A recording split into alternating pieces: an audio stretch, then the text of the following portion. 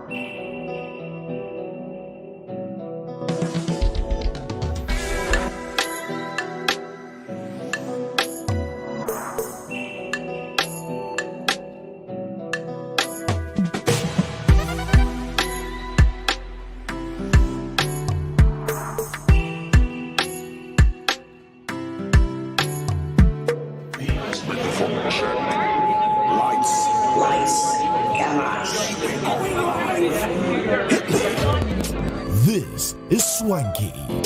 This is lifestyle. This is culture. Welcome to the social center of everything culture. Culture Daily. Yes, so good morning. I was just checking the time. Yes, a few minutes late, but pardon us, but we are here, most important. Good morning and welcome to Culture Daily. And guess what? I've got great news for you. Are you ready? It's Friday! Finally! The finally is not necessarily because we don't want to be here with you. No, we love to be here with you. But today, Stonebwoy will be dropping a brand new story to his Gidigba, right? Yeah. Yes, and we are giving you the exclusives because it's happening right here on our premises at 3 Music. You are invited, if you can find us. It's a link page. Just put on your Google map 3 Music. I'm sure you'll find us. And come and join in the celebration because it's going to be an amazing story. I know. Well, if I don't do this for Stonebwoy, they'll say, my people here will say that I am so unaligned and I am we are so standing giddy that we can't be bothered. I just want to know that I love Stonebwoy. I just want them to know that I love Stonebwoy 3 times, like 1, 2, 3, 1, 2, 3. Gee, he's not taking his mess. Yes. Already. I'm we are in for it. I'm a big Stonebwoy fan. It's 2 pills in the morning and 2 in the evening. Remember, the morning one is critical because you're on TV. Okay, make sure you take it. Definitely making sure we take it. But you're welcome to the show. I don't know. So let's do a quick one. How has the week been for us? Like, I don't know. What was some of the striking and major stories? I think yesterday the sound conversation was an insightful one for me. On Wednesday, I enjoyed that the women came together to talk about their stories. On Tuesday, what really happened on Tuesday? Tourism, when we had to find out whether we are doing heritage or your own is what? Vacation and vacation. You know, vacation around the beaches. You know, tourism. Or whether we are doing colonial tourism. You know, and then. Is our beaches in Ghana an ideal place to take a woman? That's the kind. It depends on the kind of woman you're taking there. 3 things happen at the beach. Only one includes women. What happens at the beach? Oh, it's a morning show. What? 3 things happen at the beach. Oh, I know Only one of them. 3 things happen in the beach. One is a problem and it stinks. I know that The second, one. police go grab you. The third one, what? usually no be your girl. Hey. That one was spontaneous one or what? I don't know what you're talking about. Because they know be your girl. If you don't take your girl go, then the one you go find for them will be. No. You they take a girl go. but not your girl go. Her girl go and your girl go. Her go, there go are different. What is he saying? Jeffrey, you understand me I get perfectly. you, my brother. It's because you All the guys, you get me. crime. There we Yes. go. That's Because what you do asking. it. No, I heard. So it's on Facebook. We always hear. It's never There us. are some real nice beaches in Ghana, though, along the coastline. I'm sure when you travel up side to the Volta region, there are quite a number of nice beaches you'd find there, as well as the western region. Yeah, true. I think the heavily Central. destroyed ones is the Greater Accra region, where it plays. But Everyone even is in that, I hustling think here. Labadi Beach is not a bad place. The management of Labadi Beach have done a good job, considering Hey. the numbers that come there. No PR, right? Hey, Cash out. please, do we have a weekend stay at Labadi Beach? Because I No, don't not understand. hotel, not the hotel. The beach car is connected to the hotel. No, I'm not talking about the hotel. I'm talking about the Where we buy the public- Friday and listen to the guy with the guitar. Yeah. And ride the horse. Yeah. It's not a bad place, So I mean, hey, if you have this December, if you have friends, who are coming down, you want to take them to Labadi Beach and just enjoy some cool beach, or you can travel along the headed towards the western region. You find some real nice places. Anumabo beaches are sweet. Yes. Oh, I see. Winneba. What do you call the one at Cape Coast? Elmina? Is it Elmina? White Sands. No. So no. White When Sands when is you outside. hit Was it Maha Cape Beach? Coast and you are in between Cape Coast and Elmina, there's a long drive. In between Cape Coast and Elmina? St. Augustine's College and Elmina. Oh. There's a long drive of a Yeah. beach there. And let's Google Maps. And let's Google Maps. Anyway, lately I think I've seen some people setting up resorts there. I and, see. it won't be bad at all. So we've been talking beaches. It's fine. Welcome to the show again. And I had a very terrible day last night, and I was telling you my story already. When an Okada rider just ripped up the front of my The front of your my car's what do you call it? the bumper. The bumper. How did that happen? He rode into you? I mean, I was parked, I no. was parked in traffic, waiting to move patiently, carrying all the burden, the seed and the dollar burden on my head. Are you and everything. serious? And then this guy just comes to rip it off, and he was trying to escape, but thanks to the help of a plantain chip seller who had blocked him at that point in time. Oh, that's beautiful. I stay by plan. So I want to encourage the plantain chip sellers Oh, no, at but this point in time. she put her life on the line for Well, you. She didn't know she was putting her life on the line for me. She was just in the way. I'm sure it's spontaneous. Oh, it was just in the way. Yeah, she was just in the way. Oh, so okay. Coincidental intervention. I we had tell a you. very lengthy 2-hour fight. Are you serious? Trying to sort it out, but the gentleman, I've taken his phone. He Oh. will come and look for me. He has to find his phone and track it to look for me. No, but how did you take his phone? You took it without him knowing? Oh no! I didn't steal it. No, because when Was he it- said he will have to come and look for you. No, yeah. I've given him my location. I asked whether I move or not because the inconvenience caused and is deeply You regretted. didn't want to pay or what? Yeah, I do. They didn't want to pay. That He means didn't want doesn't sort have it out. money He to was giving pay. me so many Charlie. stories, and he says we should call his boss. What's the this- boss's name? He says it's called Bossu. No, please. I'm sorry. I said, dude, you know what? I really would love to let you go. I even went to the extent of discussing how much it will cost. I said, pay half, I'll pay half. Because you don't have money. He says he doesn't have money. I said, fine. I also don't have Okada money. rider, if you are watching, I don't shout want out to to carry, Bosu. but I just want to pass this message on that, these bikers, if you're out there watching, it's not even about the inconvenience you cause somebody, but your own life, your own life. But what was he And trying to do? He was trying to meander through. do those things. Okay. usual. Just, I don't know, something caught my, held on to To the front of the your. fender, yeah, and oh, then so he just ripped up the whole fender. yeah. So, but I've managed to fix half, so I'll fix the rest of the Oh, that's some cost you have there. unnecessary cost. I pity him because clearly you could see the guy just didn't have the means. Thank I God said, for, okay, call someone. Thank God for cash out. Oh, Yeah. even if he Yeah. has cash out, or even if he's Shut up, cashing shut out, up, this is not shut what up. he's supposed to use the Movement cash out for. Association, He's supposed to SM use he's supposed to use the cash out to braid his head like Bim. Bank of SM. Or collected back talk of to SM your thing. boss, maybe they'll give you a ring. No, my boss will talk to me about it. We have a certain system that tracks inconveniences. Which of the But now bosses? he's getting alert. Yeah. Wait, which of the boss? Is it the boss who? Is your boss also boss I'm who? talking Boss shut is up. boss. Yeah. Anyway, it's all good though. 7:09 it is. I'm just about to jump into our very song for this morning. Our first song for this morning. We call it the song of the day. But don't forget, like we said, tonight it's all about Stone Boy. And guess who's passing through this Friday on the show? We've had Kiddy. We've had Sina So. We had Camido. Well, Yeezy's been here, aka AI. Big surprise. You love this one. She's I was going to say she's a female, but it's a woman. It's a girl. You love her. The car didn't hit you yourself. Check it out. We'll be right back.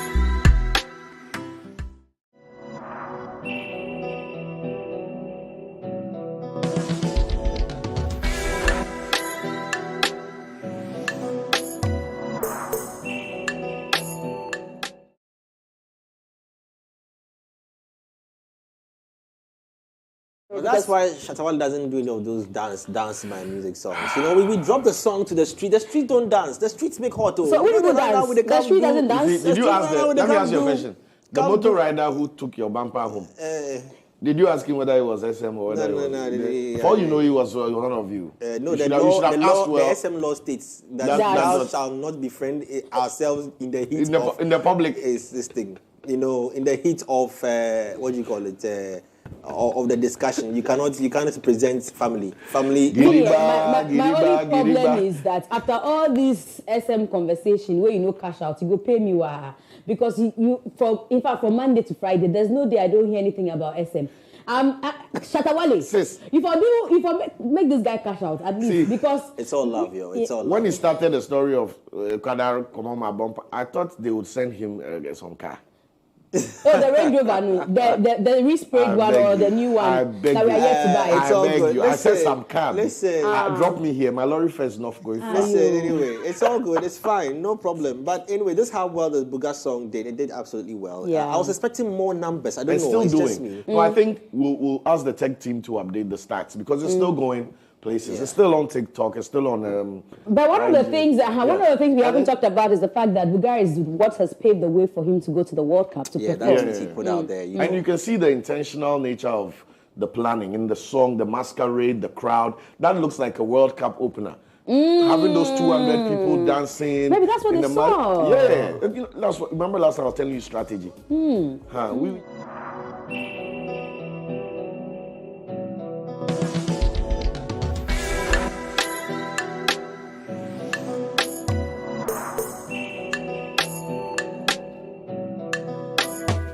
Where the kids kick a football and then they run and You come haven't past. paid attention to all of that. Send me there, me bought down you have all the details. Yeah, they but have all the details in there. I'll be surprised if we have a replication of whatever we are seeing in the video at the World Cup. Exactly. You know? It's very likely we will. Anyway, so dreams come true for Kiss Daniels. If it happens for him to be an opener at the World Cup, I mean, hey, shouts going out to him. That's like that's like a big cash out. You get it? This is a big cash out. It's all good. Anyway, let's move on. We still have more on the show coming up. But let's check out our song. Our starter pack, and that's how we get ourselves motivated.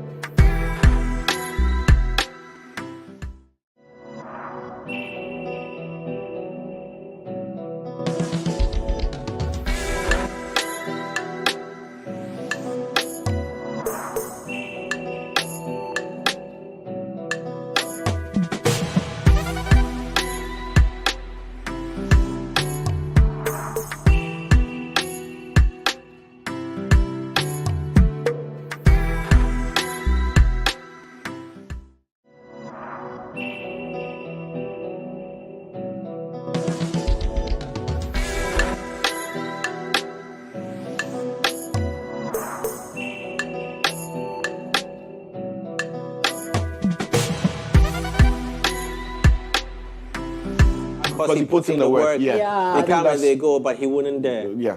Yeah. I think that's Yeah, for Black from Sheriff. young, he been there and never been scared. He'd kill a man before they touch my hair. Oh, wow. I also thought it was for somebody like you say who's been loyal, maybe in his camp, In who's his- been yeah. there for him and make sure that he's been protected, and even before anybody could touch Touch him, him, get in the way, yeah. That's what I was thinking. Especially if it's a remix, that means that maybe the existing song has that like. That's what I was thinking. And you know, British music, grime, all that, it's very heavily tapped into gang culture. So even if you watch the videos, it's never really one guy. It's always like, even Stormzy's videos, right?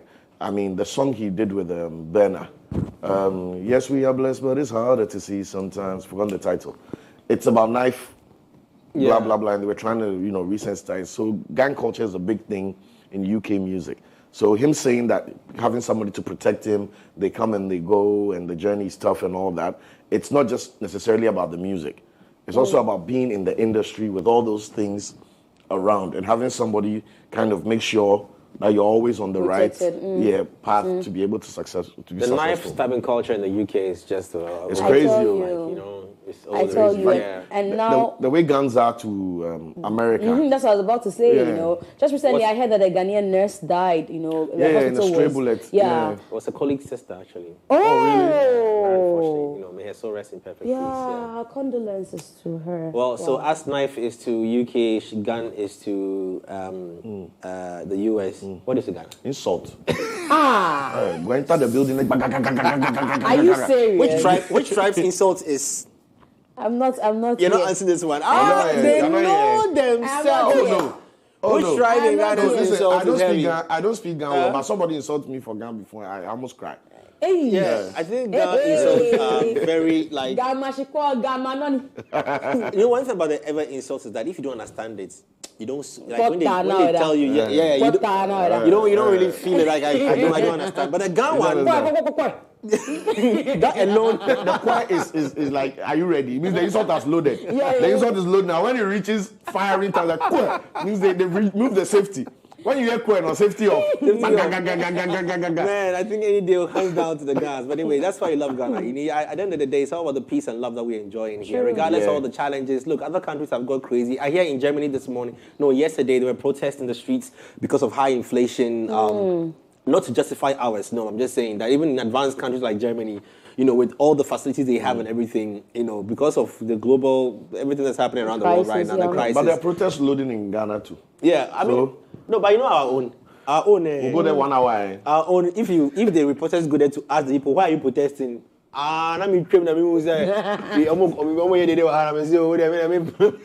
No, but there's a video that's gone viral talking about I was just going to say, the woman in the front row. Yeah, she says, I didn't listen to Is that. that bra? You come out the film so.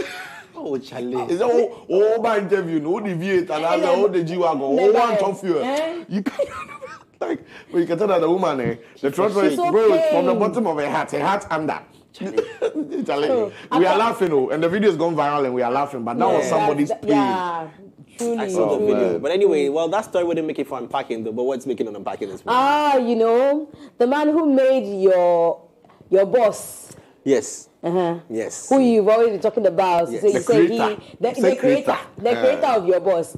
What I want to know, I'll ask him during unpacking. Okay. That Save that for, the man himself, Lawrence Nana Esiama Hansen. Oh, he's not a man again, now he's a god. That one to We've evolved from man to God. That one to question my Oh no, I like the God. I don't know. I support the rebrand. I don't know at what point he realized that the dog is not working, so Yeah, he has to change it to God. I want to understand that one that too. one But happens. Bulldog is our guest, The unpacking Bulldog. Wow. It's a lot too. Can we feel here? We can I'm pack telling Bulldog, you, the building. we can't. We'll Yeah. try. He's already making noise in the production room, arguing about some video. Well, anyway, The God. Cristiano Ronaldo landed last night and he's coming on with Syria. So I have a full breakdown of where the African teams are going to be sleeping. Oh, Some wow. very impressive. Others to and then apart from that, they had this octopus that was predicting who's going to win the World Cup, and I think they gave it to Hamster or something. They've always had these creatures that predict who might win the World Cup. Well, this time they decided to go with science, and they gave it to a supercomputer. And to say the least, Cristiano Ronaldo is not going to be happy with the computer. Because And then, Well, of let's course, find Kanye out. West. Yes, But I won't go into Kanye West because Lenny will come and say she's hearing me talk about Kanye, Kanye West. again. So I'll make it brief. All right, so it's going to be interesting. Big stories coming your way in the next couple of minutes right here on Culture Daily. Good morning to all our fan base on Plus 89.9 FM. Let's strap up and get ready for a conversation.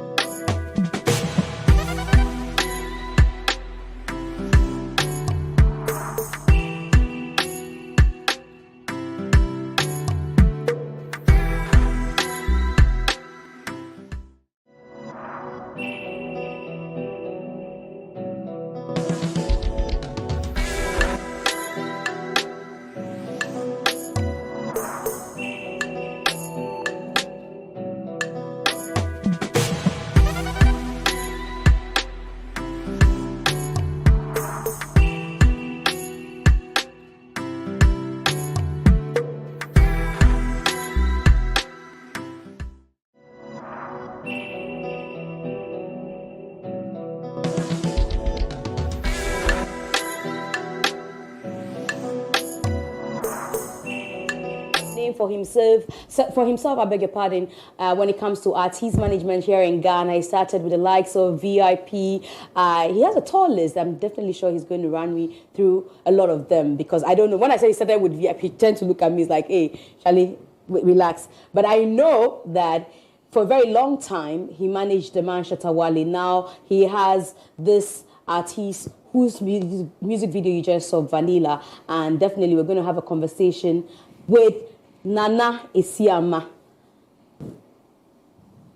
What's up? What's up with you? Miss V. Hey. you know why I stopped at the Esiama? I didn't add the Hansen because I was going to say AKA and not sure whether the AKA will be Bulldog or Bull God at this point. It's Bull God. Bull God. Yep. But when they call you Bulldog, you still respond. There's no problem. So it's just a flip, Bull depends on God. That's Bull DOG, Bulldog. So I just flipped it, so it makes it easier for you. I saw a story. That's why I added VIP's name to it. Yeah. Do you at any point manage them? Yes, but I didn't start with them. So my producer doesn't even have his part, and he was trying to confuse me with, speaking into my ear that you didn't manage I VIP. did. Yeah, because for I saw 2 a years. story I did. that you managed VIP. No, for 2 years. So, really? But I didn't start with them. So Okay. I started with 5-5. Yes. Okay. VIP was the biggest. I mean, in my career, I'm still here working, so I don't know. But as it stands now, they were the biggest acts that I've ever been blessed or been, blessed. Yes, to handle. Yes. They the are biggest, much. yeah. They are much to handle. Oh, I think not too much. Not too much. Yeah, as because compared to Shatta. Oh, yeah. They're experienced. They're more experienced than Shatta. They know the ropes. They know the roads. These are international dudes. Everything you see now, they open the gates to it. You don't know VIP? I know VIP. Exactly. I grew up enjoying VIP. Exactly. But if you say they are international dudes, Yes. especially when I'm making reference to the one you've managed the longest, Shatta Wale. It doesn't matter. You can't even compare Shatta Wale to VIP. What they did, Shatta hasn't done. He's yet to do. You understand? Yes. Are we talking about VIP? Yeah. Do you know VIP? I know VIP. Hey, exactly. The guys who made us proud. When all these Nigerian influx you're seeing today, yeah, they inspired them from the Whiskies to whoever. When VIP steps in Nigeria, you see, unfortunately, we don't even give credit. Yes, credit to our people. These are the guys who opened the door wide enough. All those days when the Channel O music, they had gone everywhere. You should see their room of plaques. These are huge giants. And it's sad because generation like yours will not go into the past and even research and do a story or learn about what the VIP group has done. Of course, not generation like mine. Maybe the ones after me. But your face. When I speak, your face is in doubt. I'm looking at it from a manager's perspective that you've managed one artist for a very long period, and he's become our biggest export over a period of time. Now, yeah, and then now you tell me that what he's done, even as we've hailed him over the years, it's still not compared to what VIP has done. It's like you're telling me that today Blacko is all over the world, and that Blacko is bigger than Kojo Entry. You must be mad. Yeah, you must be mad. You can't say Blacko is bigger than Daddy Lumba. You must be sick. Yes, that's exactly what I'm saying. So don't bring the two artists together. They are in different realms. Now, and if you go and check the strides, the path that they chart, you will see it. It's not like anybody's saying anything. I've worked with both artists. Look, that's why I said VIP was the biggest. I was privileged when I got that call. And what happened after 2 years? You let them go? Yes. Even after all the privileges they gave you? Oh, no. We had a mutual, because there were other directions, myself. And but my point is that these are giants. Yes. And they need to be celebrated. Then, so what happened to 5-5 within that transition? Did you leave them to manage VIP or you put the two? Okay, so let me try and walk you through my journey. Okay. So I did, a few years with 5-5. We had issues. They left, came back. Then their contract ended. They left. Wanted to pursue their own stuff. Then I1 came through. We did almost 2 years. Couldn't work, left, natural face. Then VIP came through, before Shatta. You know what I'm saying? So that's my journey so far. So 5 was not even in the mix at the time when I was working with VIP. No, they were not. But why have you omitted some names? You know, there's Niso, there's Yaya at a certain point. I haven't. I was or they didn't make you cash out. Oh no, it's not about it's not about cashing out. I mean, Yaya's journey with us started when she just finished Stars of the Future. Stars of the Future. I'd gone to KWS Space to do a record for I1. And I realized she was there alone. And I'm like, how is she there alone? So I came back and spoke. I was working at Charterhouse at the time. So I came back and spoke to my boss, Niaite Hamon. I'm like, I go feel help you with this girl. So that's how it started. You know. Were you the one who influenced the change of name? Because at the time she was doing Stars of the Future, she was better. No, I think she discussed it with me. You know, I didn't influence. She discussed it with me, and I felt it would give her a new road, a new brand. You know, anytime you mention better, then you want to associate her with Stars of the Future. But if you want to break that that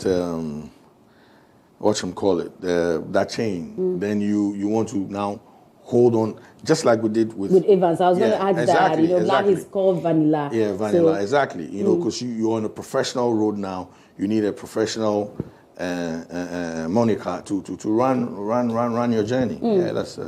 I went to Wikipedia to read something about you, and it's interesting. Let me read to you what Wikipedia says about you. It says Lawrence Nana Isiama Hansen, popularly known as Bulldog, is an artist manager in Ghana. He was the long-time manager for controversial Ghanaian musician Shatta Wale before they fell out. What do you make of this description of you? That's what everybody will see when they. But there's nothing wrong with it. I mean, I worked with him, so there's nothing. You wrong work with a controversial artist? I mean, there's nothing wrong with controversy. I love some controversy myself. I mean, once it's in the right space, right direction. I believe in questioning the status quo.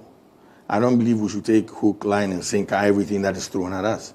So I'm that person. You know, I want to challenge what is, you know, and that's the only way one can learn. You know, so when you challenge it and you find out you're wrong, you follow. If you find out you're right, now you create new philosophies. Everything that we see today, everything, people challenged it.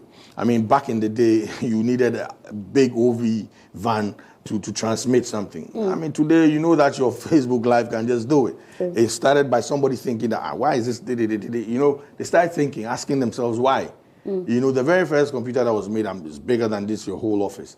Today, we have, it's just in your palm. You know what I'm saying? So that's what it is. You need to challenge stuff. If I ask you, because he's the longest, or you've managed him for the longest period of time, if I ask you to describe what that journey was for you, or has been for you, what would be the description? I would say it was an exciting one. It was a learning curve, you know, because there are things that I learned.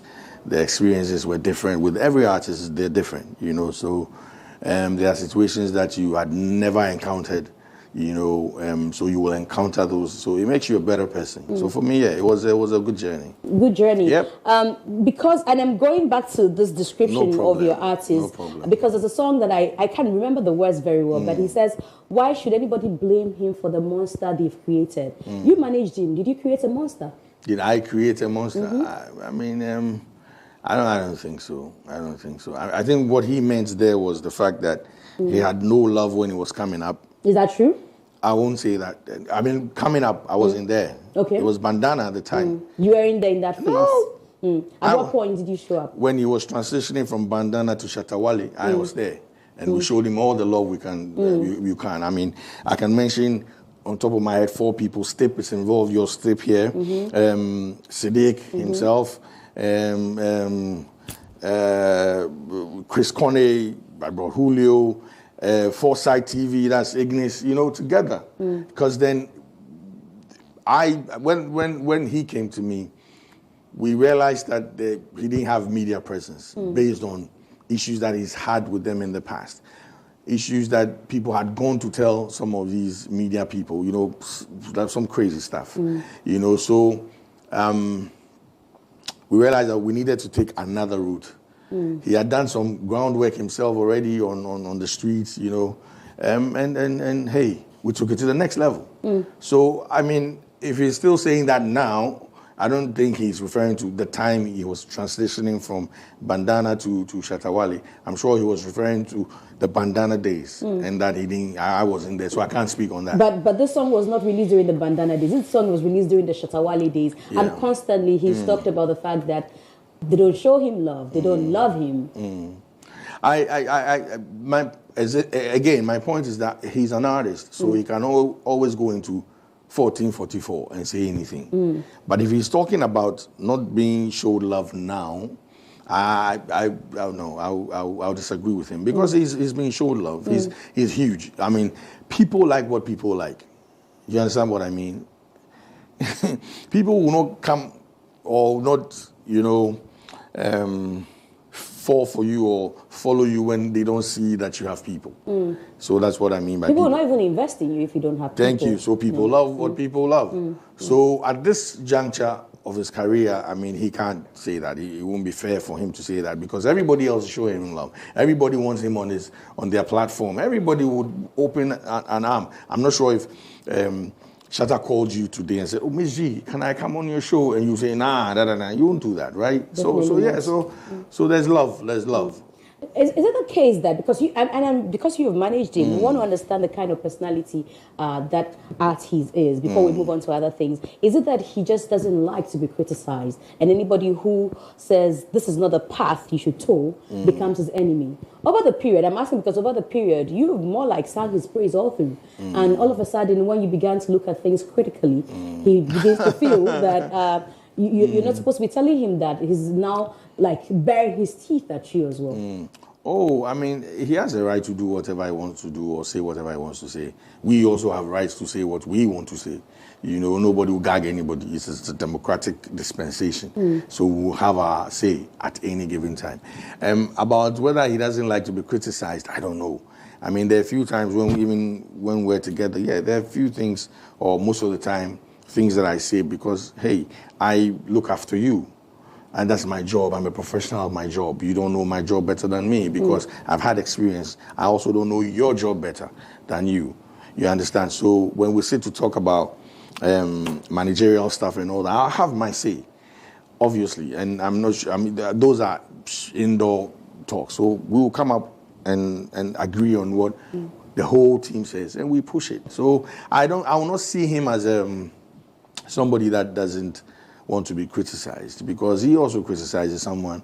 So once you are able to open your mouth and critique others, you should expect the same thing. It's just it's normal. It's a natural phenomenon. I mean, hey, once you say X about somebody, you should allow somebody else to also say Y about you.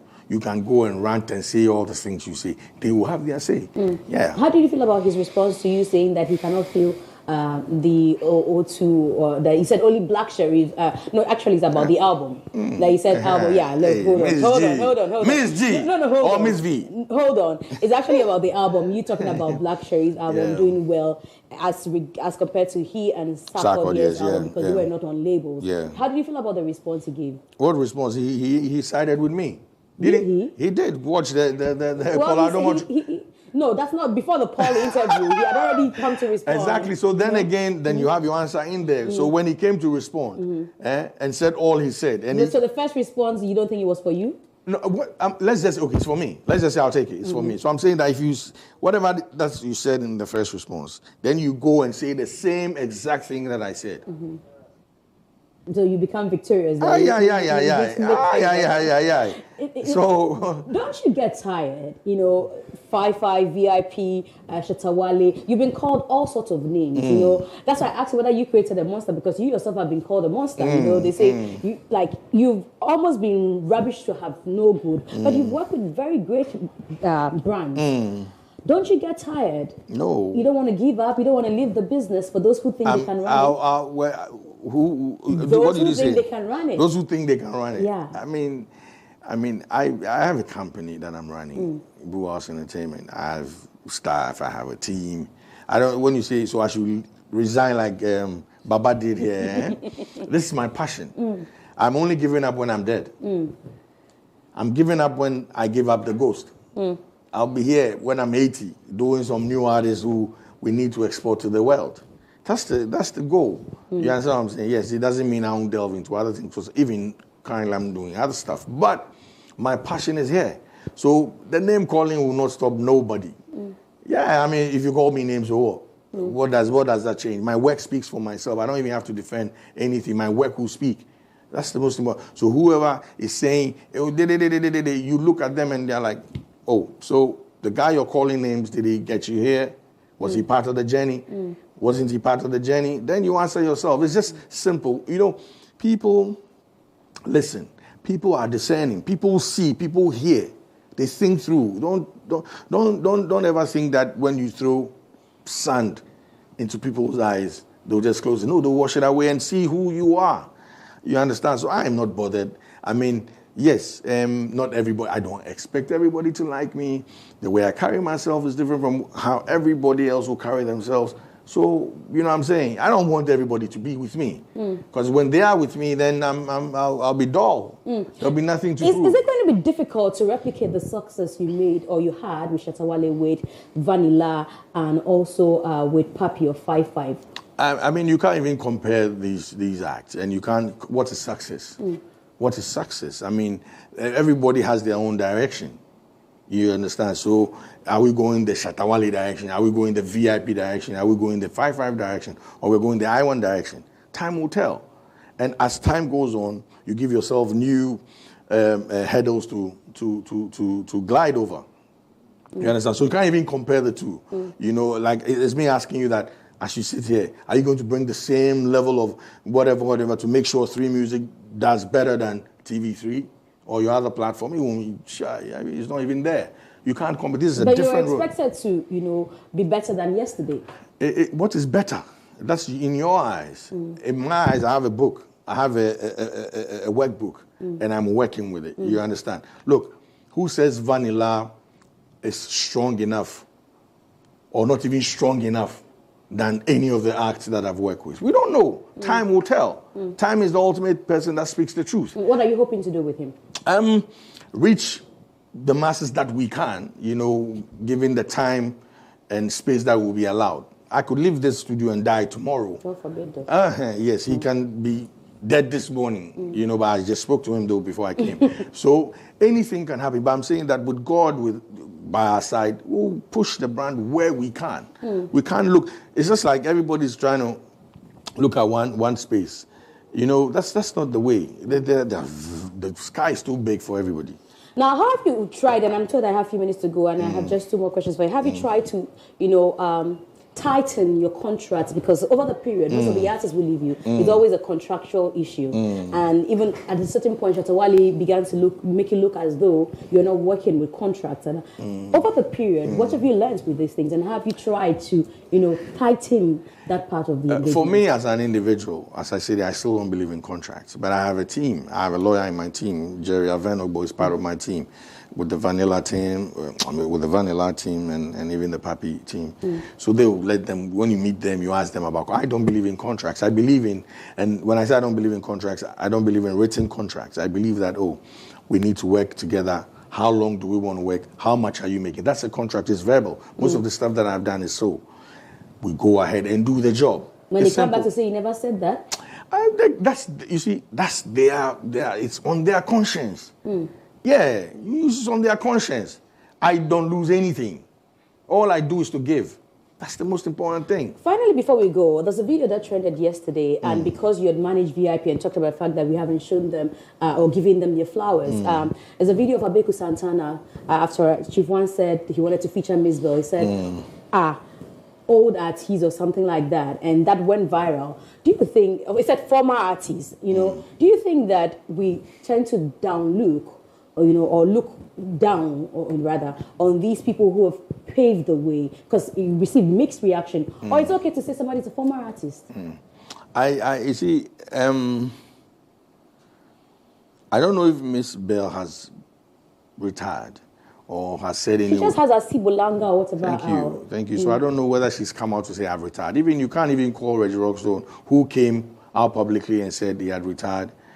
or is getting off music, a former, a musician is a musician. You understand? A vocalist is a vocalist. So depending on the context, I've not seen the video. Depending on the context in which you say it, it might hurt some people. So, and for Abeku Santana, this is like a huge individual, a huge contributor. Look, I mean, I don't take anything away from Abeku Santana. This is somebody who's helped me personally when I was coming up. So he's part of the Boo House structure, from the 5 days till today. So if he said that, I don't know in which context, but it will be unfortunate to refer to Ms. Bell. And then again, like I said, you cannot, Ms. G, you're here today, you won't be here tomorrow. How would you feel if that all the work that you did is being rubbished? You understand? So, like you're saying, we need to give the flowers to those who have it, or those who are here now. We don't want to go and put a wreath on their grave. You understand what I'm saying? So we should learn how to respect all of you people like using the ecosystem, right? Let's respect everybody in that space. I keep saying that the carpenter that came to nail your studio here, who put all the stuff, respect them, because we all are contributors in the space. Definitely we can't have all the time, when you have Bulldog. There's a lot to ask him, his political inclination and all of that are things that people have asked me to ask him, because he's so vocal on every issue that has got to do with politics and even music at large. But I had some time unpacking a bit of him. Maybe another time we'll get to unpack the other half of him. But thank you so much, Lawrence Nana Isiama Hansen, popularly known as Boo God, now he prefers to be called, for joining us on Unpacking. It brings us to the end of that. We enjoy another song from his current artist, Vanilla.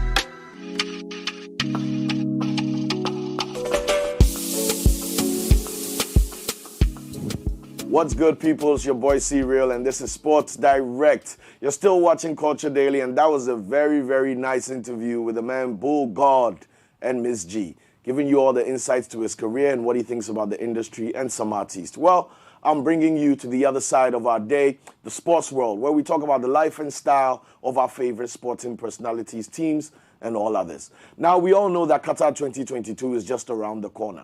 But what's the big deal now today? Well, we've discussed everything previously about the WAGs. We've discussed about the stadiums. Today, we're going to take a look at where the various African teams are going to be residing throughout the period of the tournament, where they're going to be shacked up when they are not on pitch training to win the ultimate football prize. So let's get into that, starting off with Cameroon.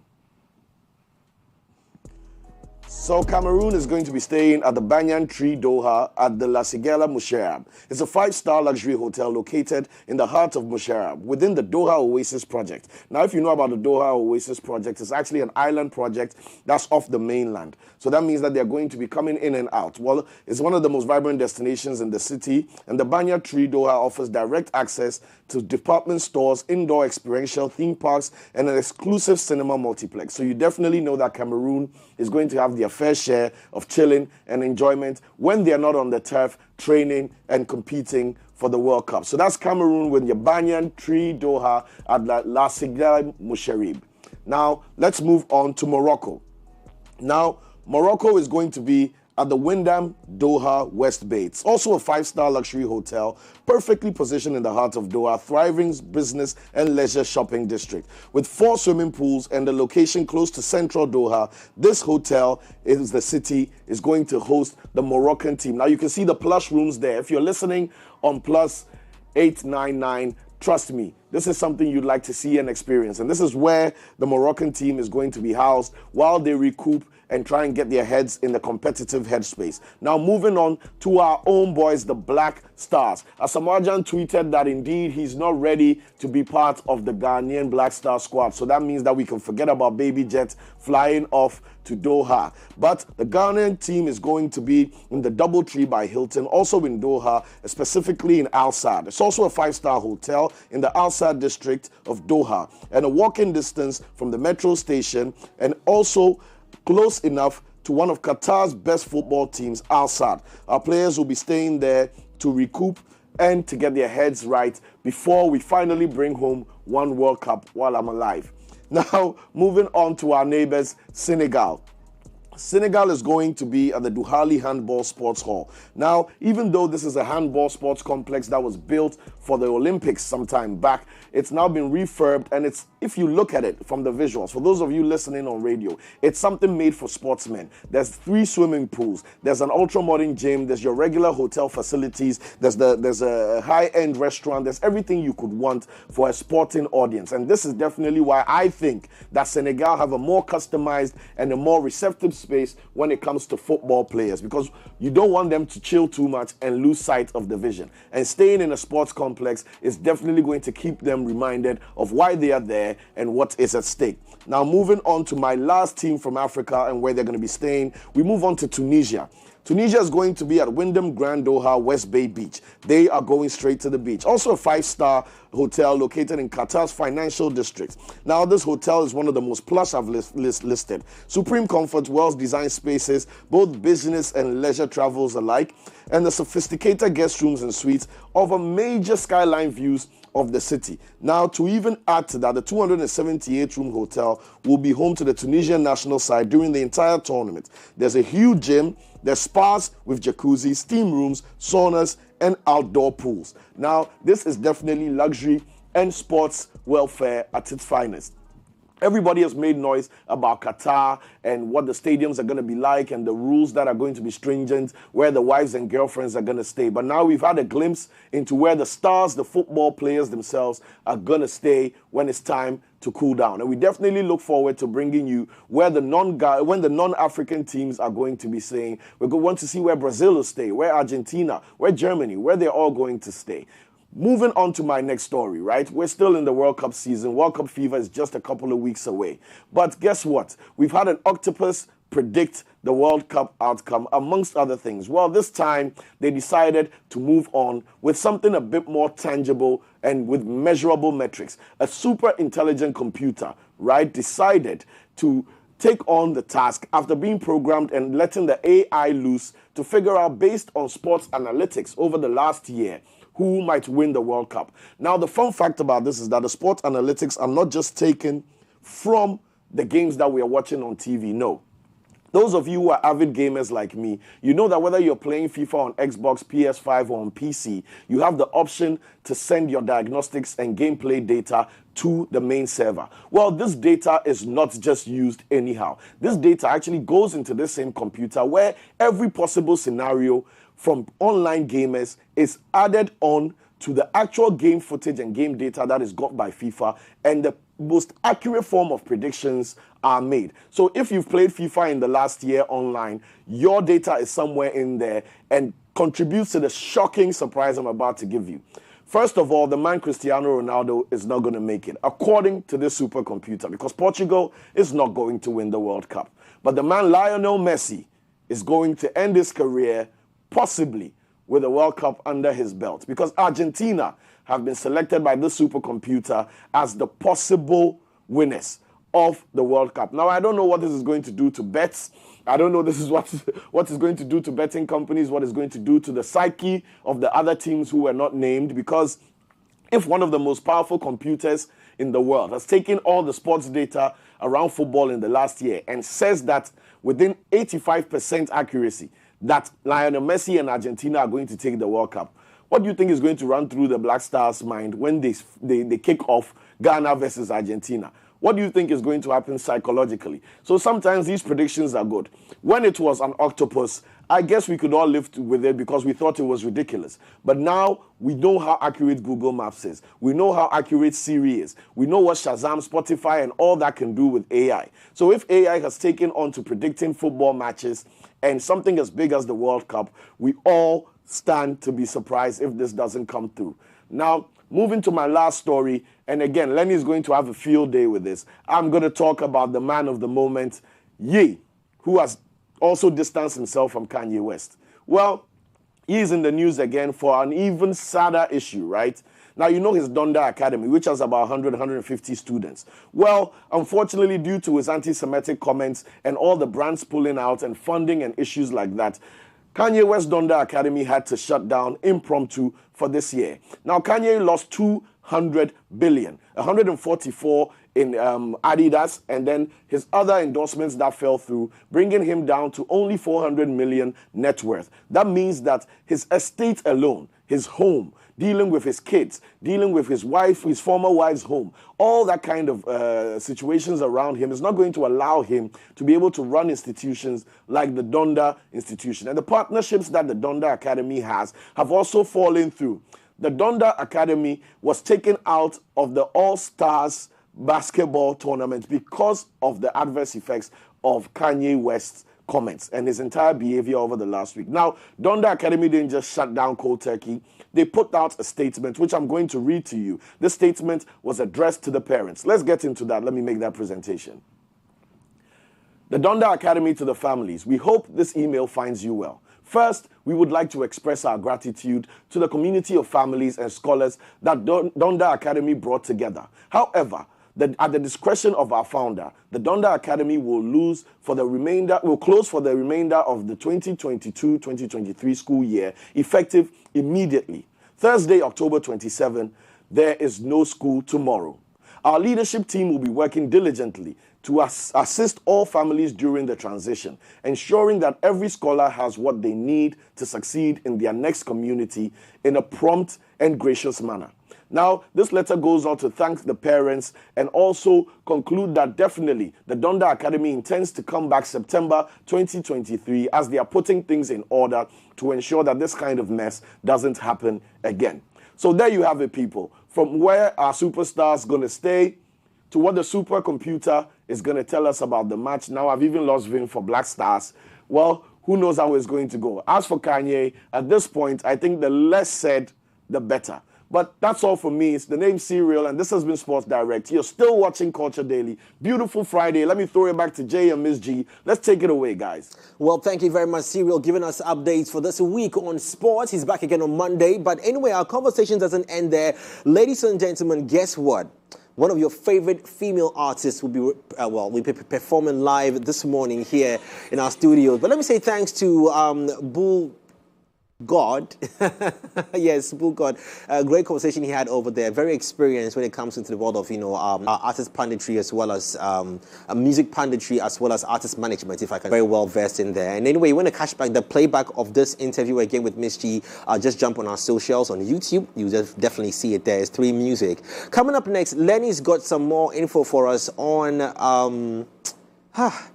man, a beautiful Lenny. Anyways, on our Trending Live, don't go away.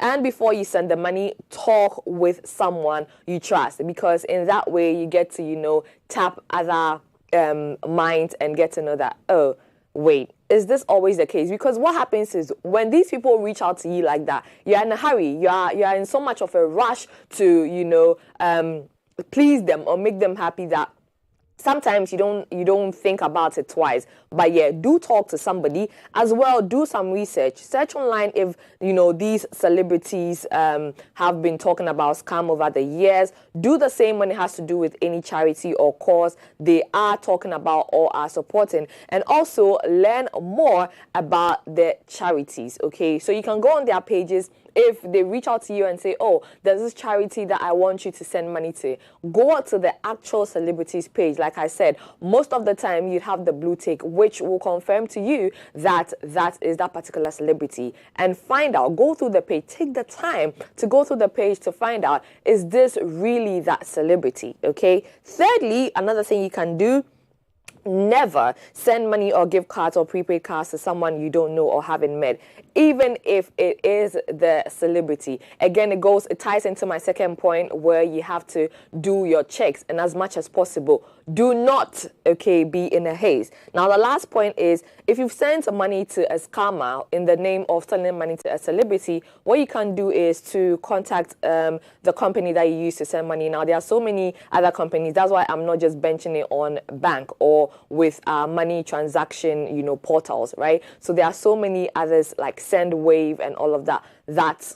actually do these money transfers. So you can contact them and then, tell them what exactly that fraudulent activity is, and then hopefully they get to help you. As much as possible, don't waste money, especially now in these economic times where, things are actually not as easy as they used to be, or that they are supposed to be, or that we hope for it to be. Save your money. Do not waste it in the name of supporting a fraudulent person. Now, moving on to my next story, you do see this on the screen. This is an interview that Abeku Santana had with Chief One. And in this interview, Abeku Santana asked Chief One who he would want to collaborate with, which legend he would want to collaborate with. Well, if you haven't seen or heard all of this on social media, I don't know where you've been, but that is why I'm glad to bring it to you. Listen up.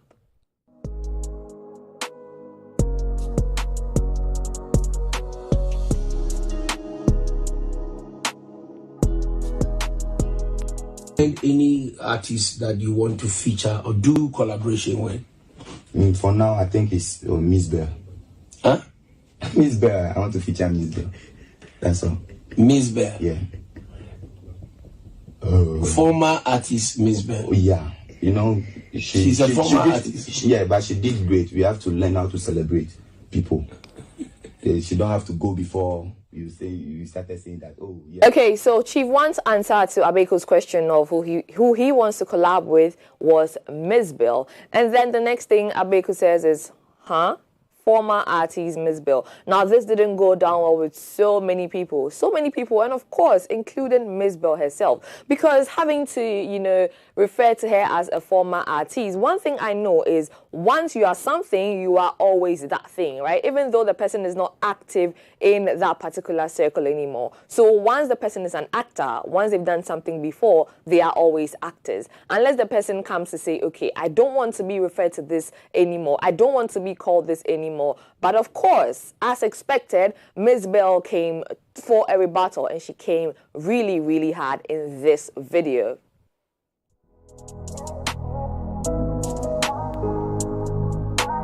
Men can say I am the best musician in Ghana or even in my neighborhood, but I am still a musician. Me bonyum se me nye de ana me nyum nye de crampo at least nipa kakra bi ene jimi nyum ho. Me start say me nyum about 18 years ni. One of the few people in our industry almost sabotage me, backbite me, but turn around and smile with me and act as if they support me. Abeku Santana. Abeku Santana is one of the few people in our industry. Say uba fufro na one koshana say one kosaki up to them, begging them, chasing them to be part of your team or work with you or blah blah blah, whatever it is. They will sabotage you. They will sabotage you to ube fili. Now, Miss Bell touched on sabotage, which is a thing that people constantly talk about in this industry. We've had the likes of Shatawale talk about it. Black Sherif has also come up to talk about it. And that is also linked to why Sarkodie now came to say, Mamon Famubeye and call Black Oso in his new freestyle that he dropped as FNIS. But good thing is, right, with all the talk, with all the chatter, with all the back and forth that has gone on, because actually some people have actually come hard at Abeku, right? Come so hard at Abeku that I'm like, okay, he didn't do right by saying former artists, but, you know, there's a way to communicate things that will get to people rather than insult them or be verbally abusive and aggressive towards them. So, yes, Abeku Santana, 54 minutes ago today, just this morning, posted Miss Bell's picture, I beg your pardon, and says, I'm sorry for calling Miss Bell a former artiste, with a prayer hand. Now, I like that Abeku has apologized, because it's one thing to actually know that you've fumbled or you've made a mistake. It's another thing, as big an act or a talent as Abeku is, it's another thing to, after realizing that you fumbled, now come to say, okay, I apologize for it. Because some people will just brush it off and just make it seem like, oh, I said what I said, I stand by it, and I'm not going to back down from that, right? So there are some comments here. I'm going to read from Kelly Latte Mensa, who says, this is professional, solid leadership. Anita Mlapa says, go and sin no more, Opinyi. Sewa Kuto says, way to go. John Gameli Gali says, what Miss Bell said is the truth. You are a retired media personnel. Leave the rest to the young ones. We can do this better. You guys are legends in the game. Now leave it to the youth to take over. Ouch. David Money says, God bless you, great man, for doing this. And Ajiman Ebony says, the wise always accept his or her mistakes. You are very mature, Chairman. Keep your dignity. God bless you. And then my last comment from Shelter Adjoa says, Abeku, God bless you. I hope she will forgive and forget. Now, about the forgiving and forgetting, Miss Bell backtracked in the video that, I mean, we couldn't play because of time, but she backtracked and said years back she was actually doing a Doomsday campaign, and Abeku went behind her back to badmouth her and all of that. But she has since forgiven him for that and moved on, right? Now, with this one, is she going to also forgive him? If she does, if she responds to this in any way, via video or just, you know, a post on social, definitely trust that I am going to bring it to you in Trending Live. Now, today is Friday, and this has been our Facebook Fridays on Trending Live. Now, talking about Fridays, though, you know how we roll here at 3 Music TV and also Plus 899 FM. We have an amazing performance on socials, and also on socials, on socials, get interactive with us, but we have an amazing performance which is going to lead into great conversations in the Visual Radio Studio 899, okay? And so right about now, let's go for a break. My name, Lenny Lomote, and I'll catch you later. Bye, have a good weekend.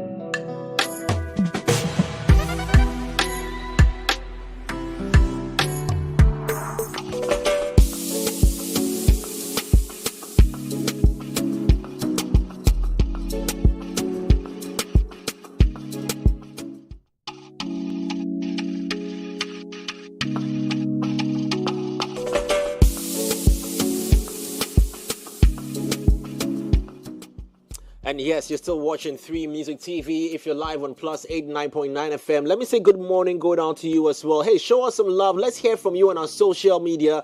It's Plus 899 FM, Facebook, Twitter, Instagram. You can get us on there as well. And it's 3 Music networks on Twitter and Instagram. And let's get the conversation also on 3 Music on Facebook. All right, so it's Friday. And yes, of course, as we promise you every single Friday, we've got amazing performances for you. Shouts to Camido, AI, aka AC, who passed through last week or last 2 weeks, yeah. And Kitty's been here as well. He's showing us some massive love, you know, and all these artists passing through on Fridays. This morning, we are honored to have the ever beautiful and sexy Wendy Shay passing through, and she'll begin us a performance in a couple of minutes to come on the show. If you're ready, maybe I should be taking you in there as well. So let's have the lady, the empress, the ever beautiful Wendy Shay performing up next right here on Culture Daily.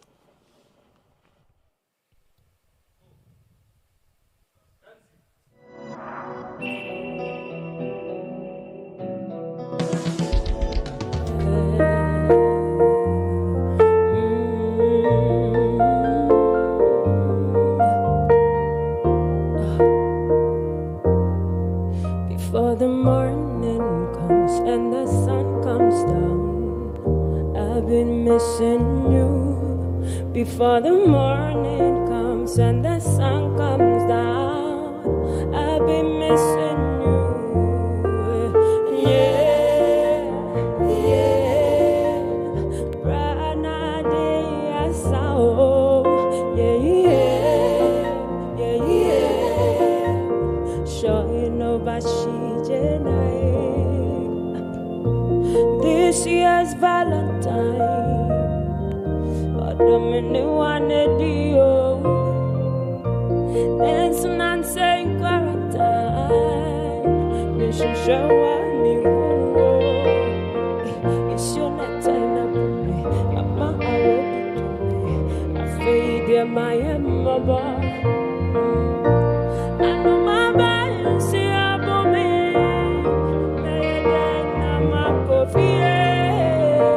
Whether we can go, oh, baby, my upon you.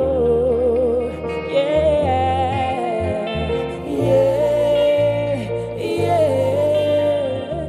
Branadia sao. Yeah, yeah, yeah. Sure, you know, but she denied. Yeah.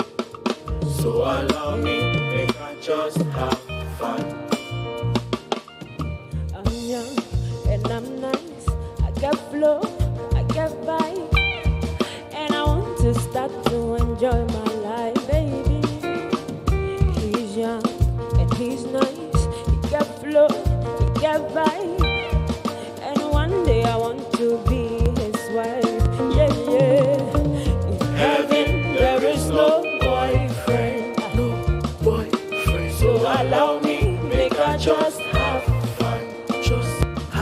fun. In heaven there is no boyfriend, no boyfriend. So allow me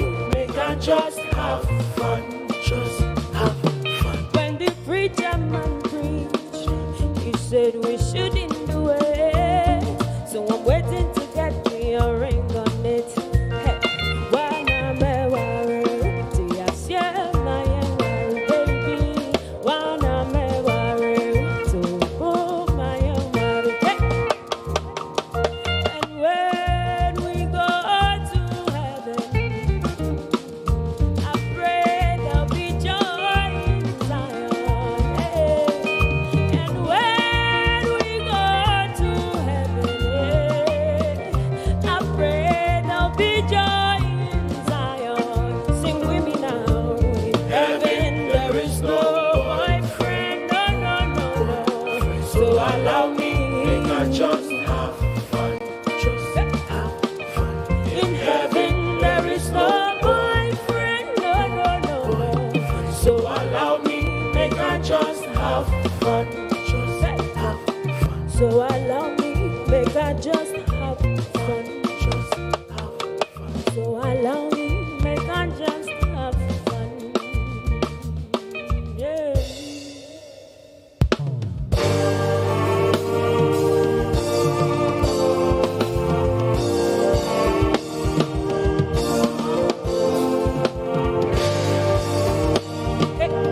Nobody can mess with it. Heart, my soul, my life. Nobody. Thunder, fire will strike you. For the thing you do to me, then I don't make way for love. But the things you do make a fall. Now look at that boy, monkey. He the flex on me, junkie. Shit, where the area, my day. Says I'm a frail, I won't begin me fall. But I'm a soldier. I'm a survivor, yeah. And I'm a gangster. Intimating is so mada, ade, ade pump and bass, ade smoke, mada, ade,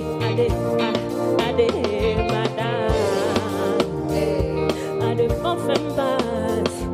Get another you in a minute. You messed up, boy, not legit. And I'm glad I didn't invite. Cause I know some players like you, eh, who need to hide when the heart has been broken.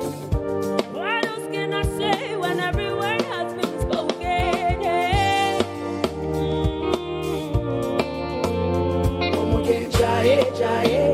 Come on, you fail. I'm a soldier. I'm a survivor.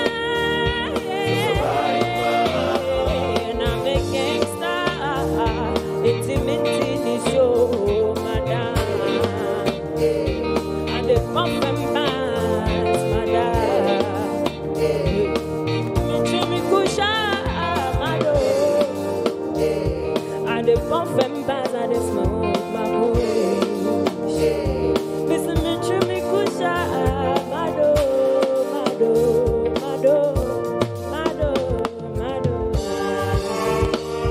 Yeah.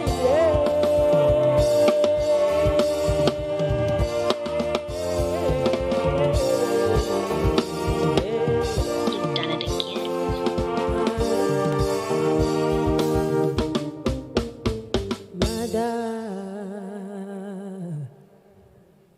Should I be applauding or should you be applauding? I think we all should be applauding, and that's an amazing performance there by Wendy Shay. Yeah, like, you know, I have a certain intro question to ask Wendy Shay. That does she ever feel like, and when she comes, I'll repeat the question, does she ever feel like maybe the industry has forced her to do a certain kind of music? You know, Kitty used to do a lot of R&B, like, you know, straight R&B. EL is a crazy hip-hop rapper, you know, but, you know, the industry has sort of melted them down into the trends of Afro beats and Afro pop and all. But, you know, I want to find out if somehow, some way, she feels like, you know, the industry has just forced a certain new direction for her, that maybe whether she might be comfortable or uncomfortable, you know. And because I'm listening to Wendy Shay right now, and, you know, just when she was doing the rehearsal even, I was listening to, and I'm like, oh wow, there is some monster in the throat. Yeah. You know, okay, so maybe she has something she has in, she's, you know, I call it bathroom music. You know, when you sit in when you're taking a shower. Yeah, everybody sounds like Celine Dion. Yeah, you're singing to yourself. You know, you sing songs that really inspire you and make you who you are. And then when you come out as an artist, now your fan base, the industry trends, you know, they force you into a certain space because now that's what everybody's doing. So many questions to ask Wendy Shay this morning. You can also be like us this morning and ask some questions. Jump on our social media and make that happen as well. She is our guest this morning. I'm also honored to have Boo God in the building. Yeah, you know. I was telling Miss G that, I don't know, was he all selling? Yeah, about him being one of the you keep saying wildest it. You keep saying it. Designers, graphic designers, designers. I think you said it on air. Yeah. You said it on It's a air. crazy graphic artist. They try. We'll come to that side. But anyway, ladies and gentlemen, I think now she's cooked up and ready to be cooked again in the studio 899. If you're ready, let me count down to have the ever beautiful Wendy Shay join us live in the studio for a great conversation. So let me do a countdown. Maybe like 10, maybe like 9, maybe like 8. Oh, talking about countdown, shouts to Nita. I'll tell you who Nita is and why I mentioned him during the countdown. Grand drum roll and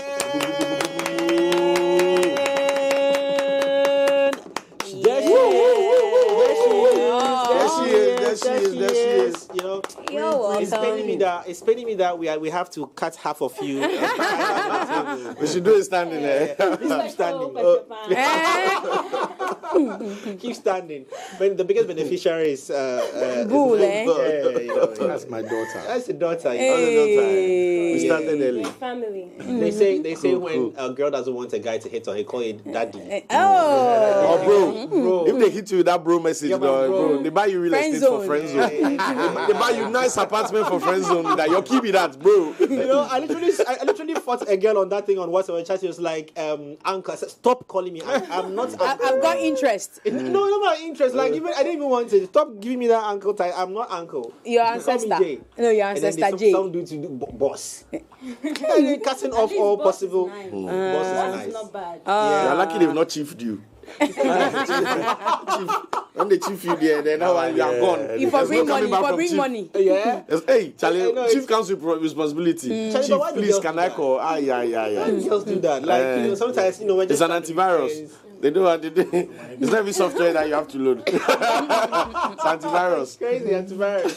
It's all good though. But anyway, still welcome back to the show 899. It is our conversation room, and we have loads of big conversation. Yesterday we had a great masterclass talking about the technicalities of music production. Shouts to Kofi, aka the Beat Menace, for joining us and giving us more insights into that.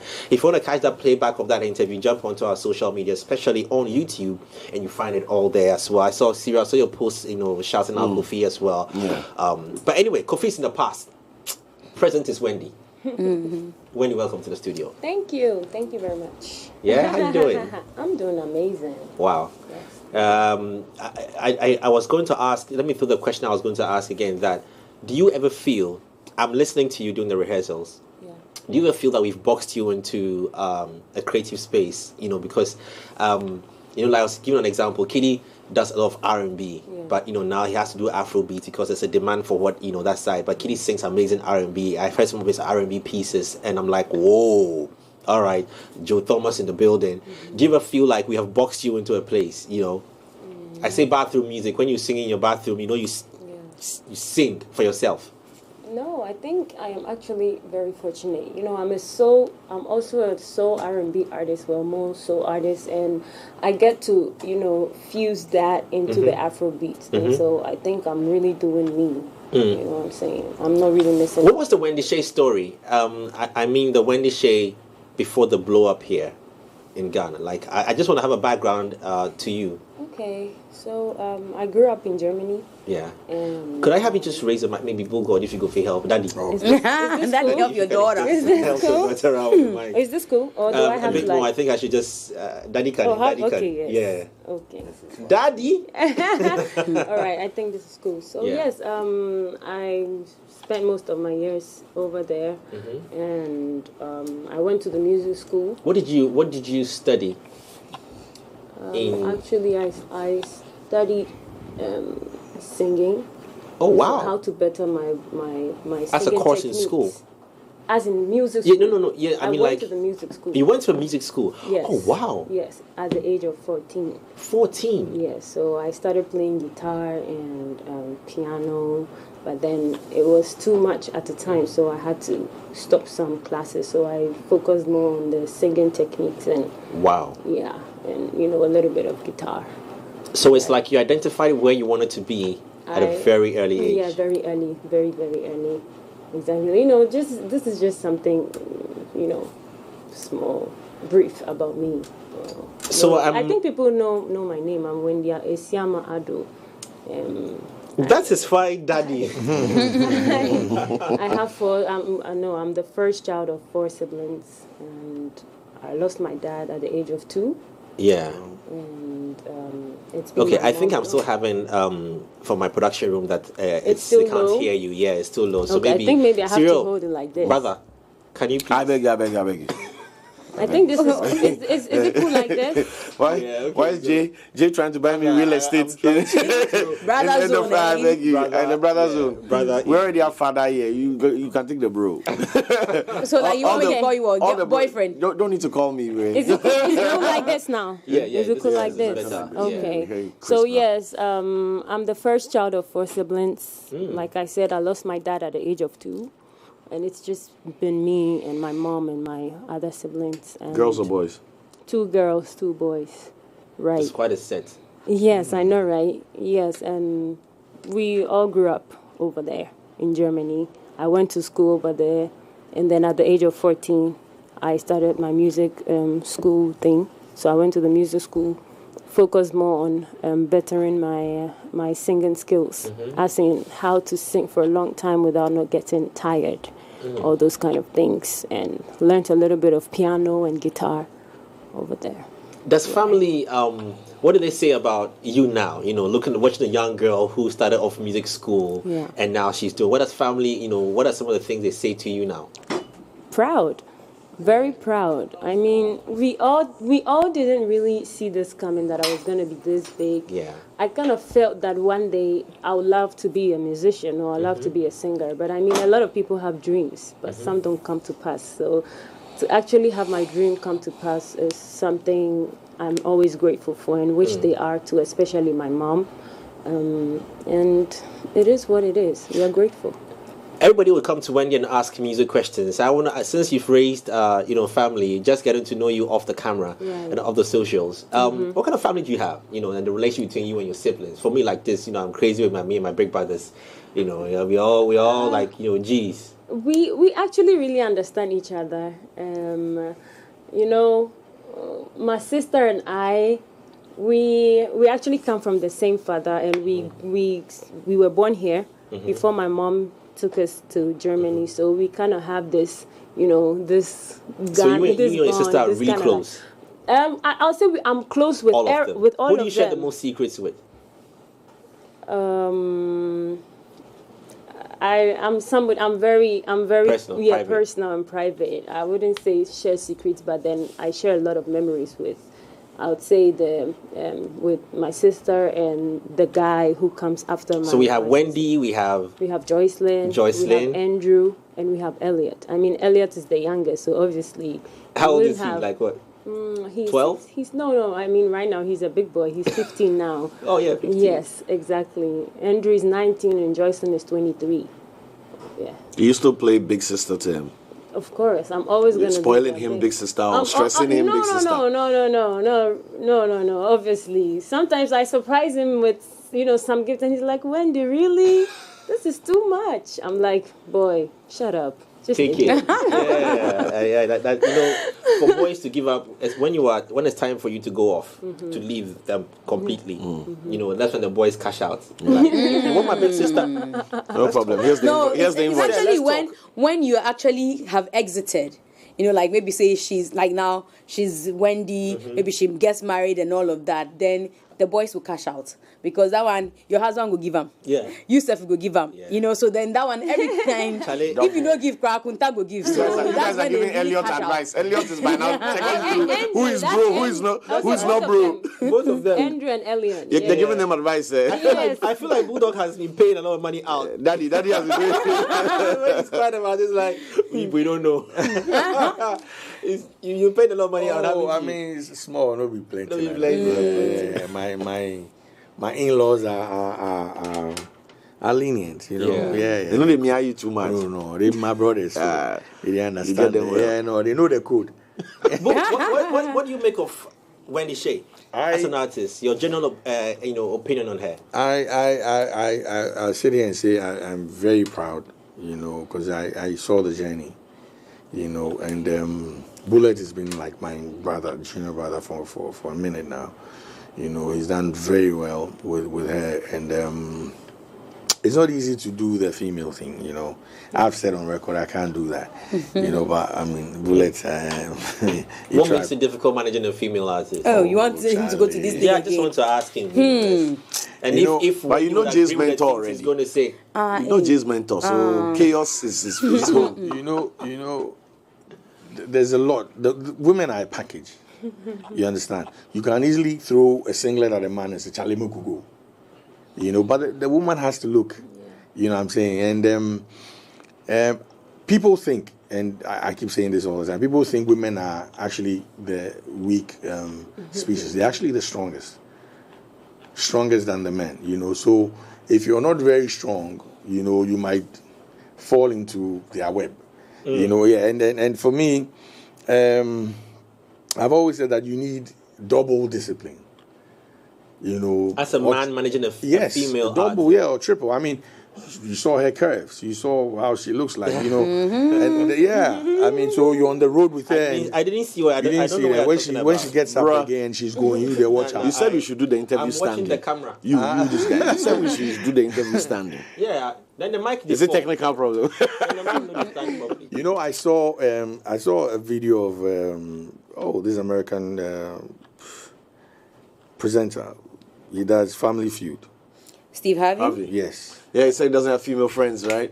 Yeah, I saw that. I've been saying this all the time. People are fighting me. I mean, for me, it's difficult that a man is friends with a female. Yo, what are they going to talk about? Yeah, you know, we are meant to, you know what I'm saying, go beyond friendship. When he mentioned something, let me ask, you know, you're a female artist. Right. Just on Wednesday, we're talking about very great, powerful female media personalities, you know, we celebrated them, entertainment personalities, and the fact that the industry is actually being run by more female major places, the CEO of TV3, CEO of Charterhouse, CEO of 3 Music, you know, they're all females, and they are the ones dictating and deciding what's actually going to happen, you know.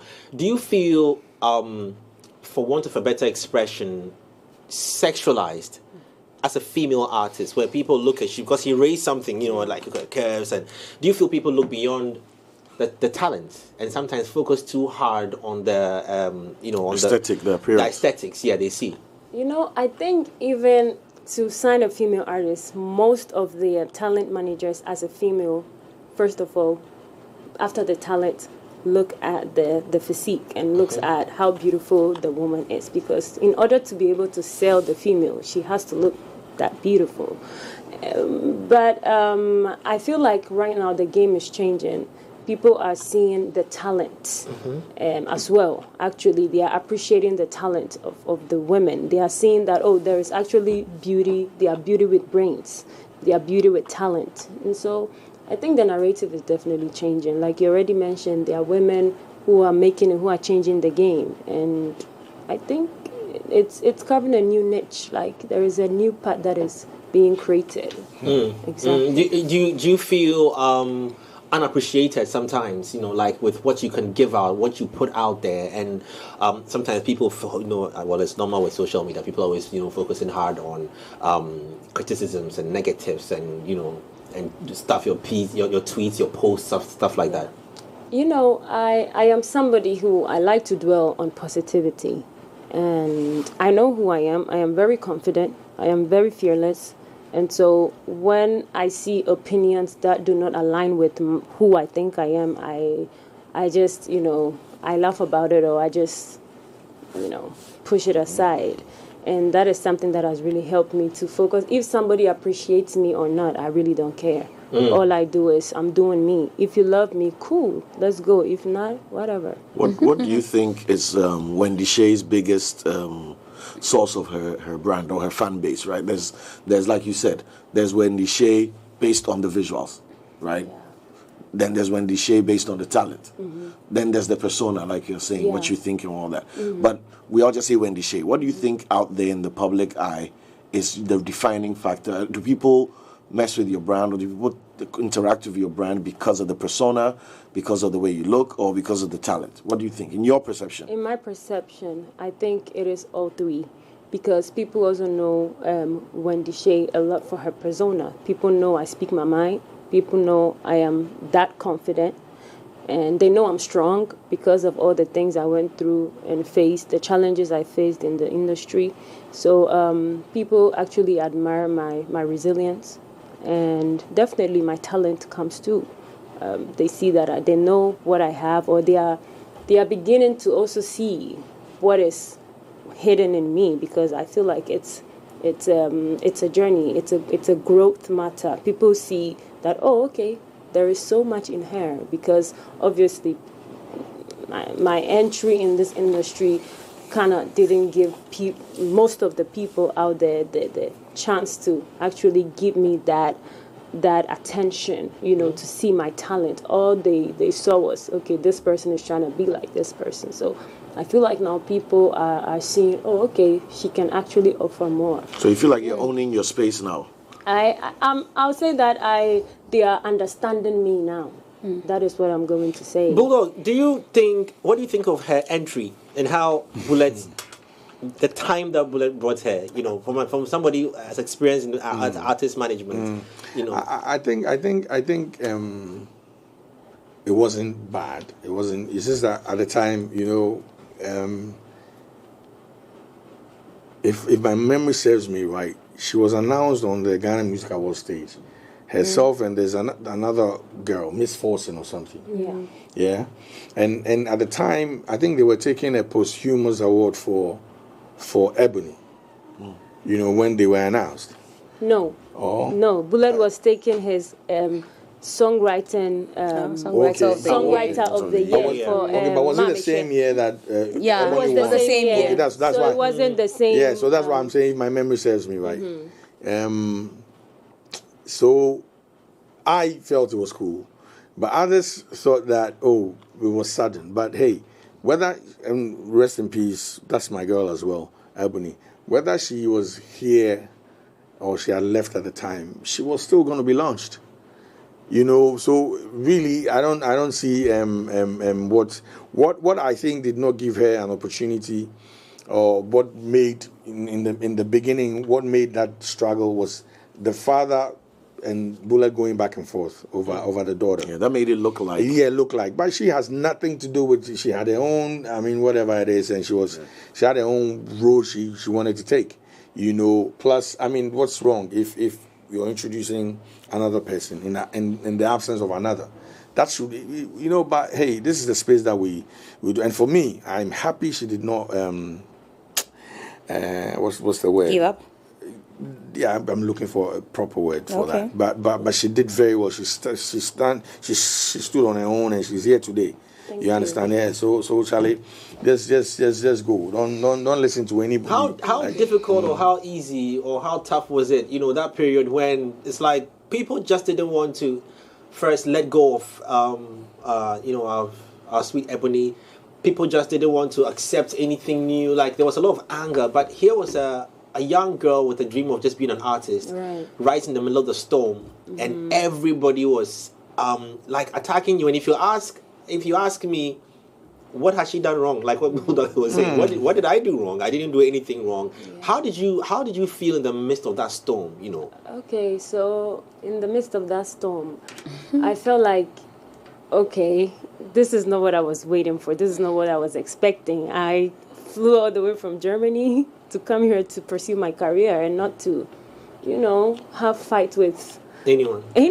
You understand? And but something, as time went by, I realized that it was my challenge for me to grow, for me to sharpen my personality.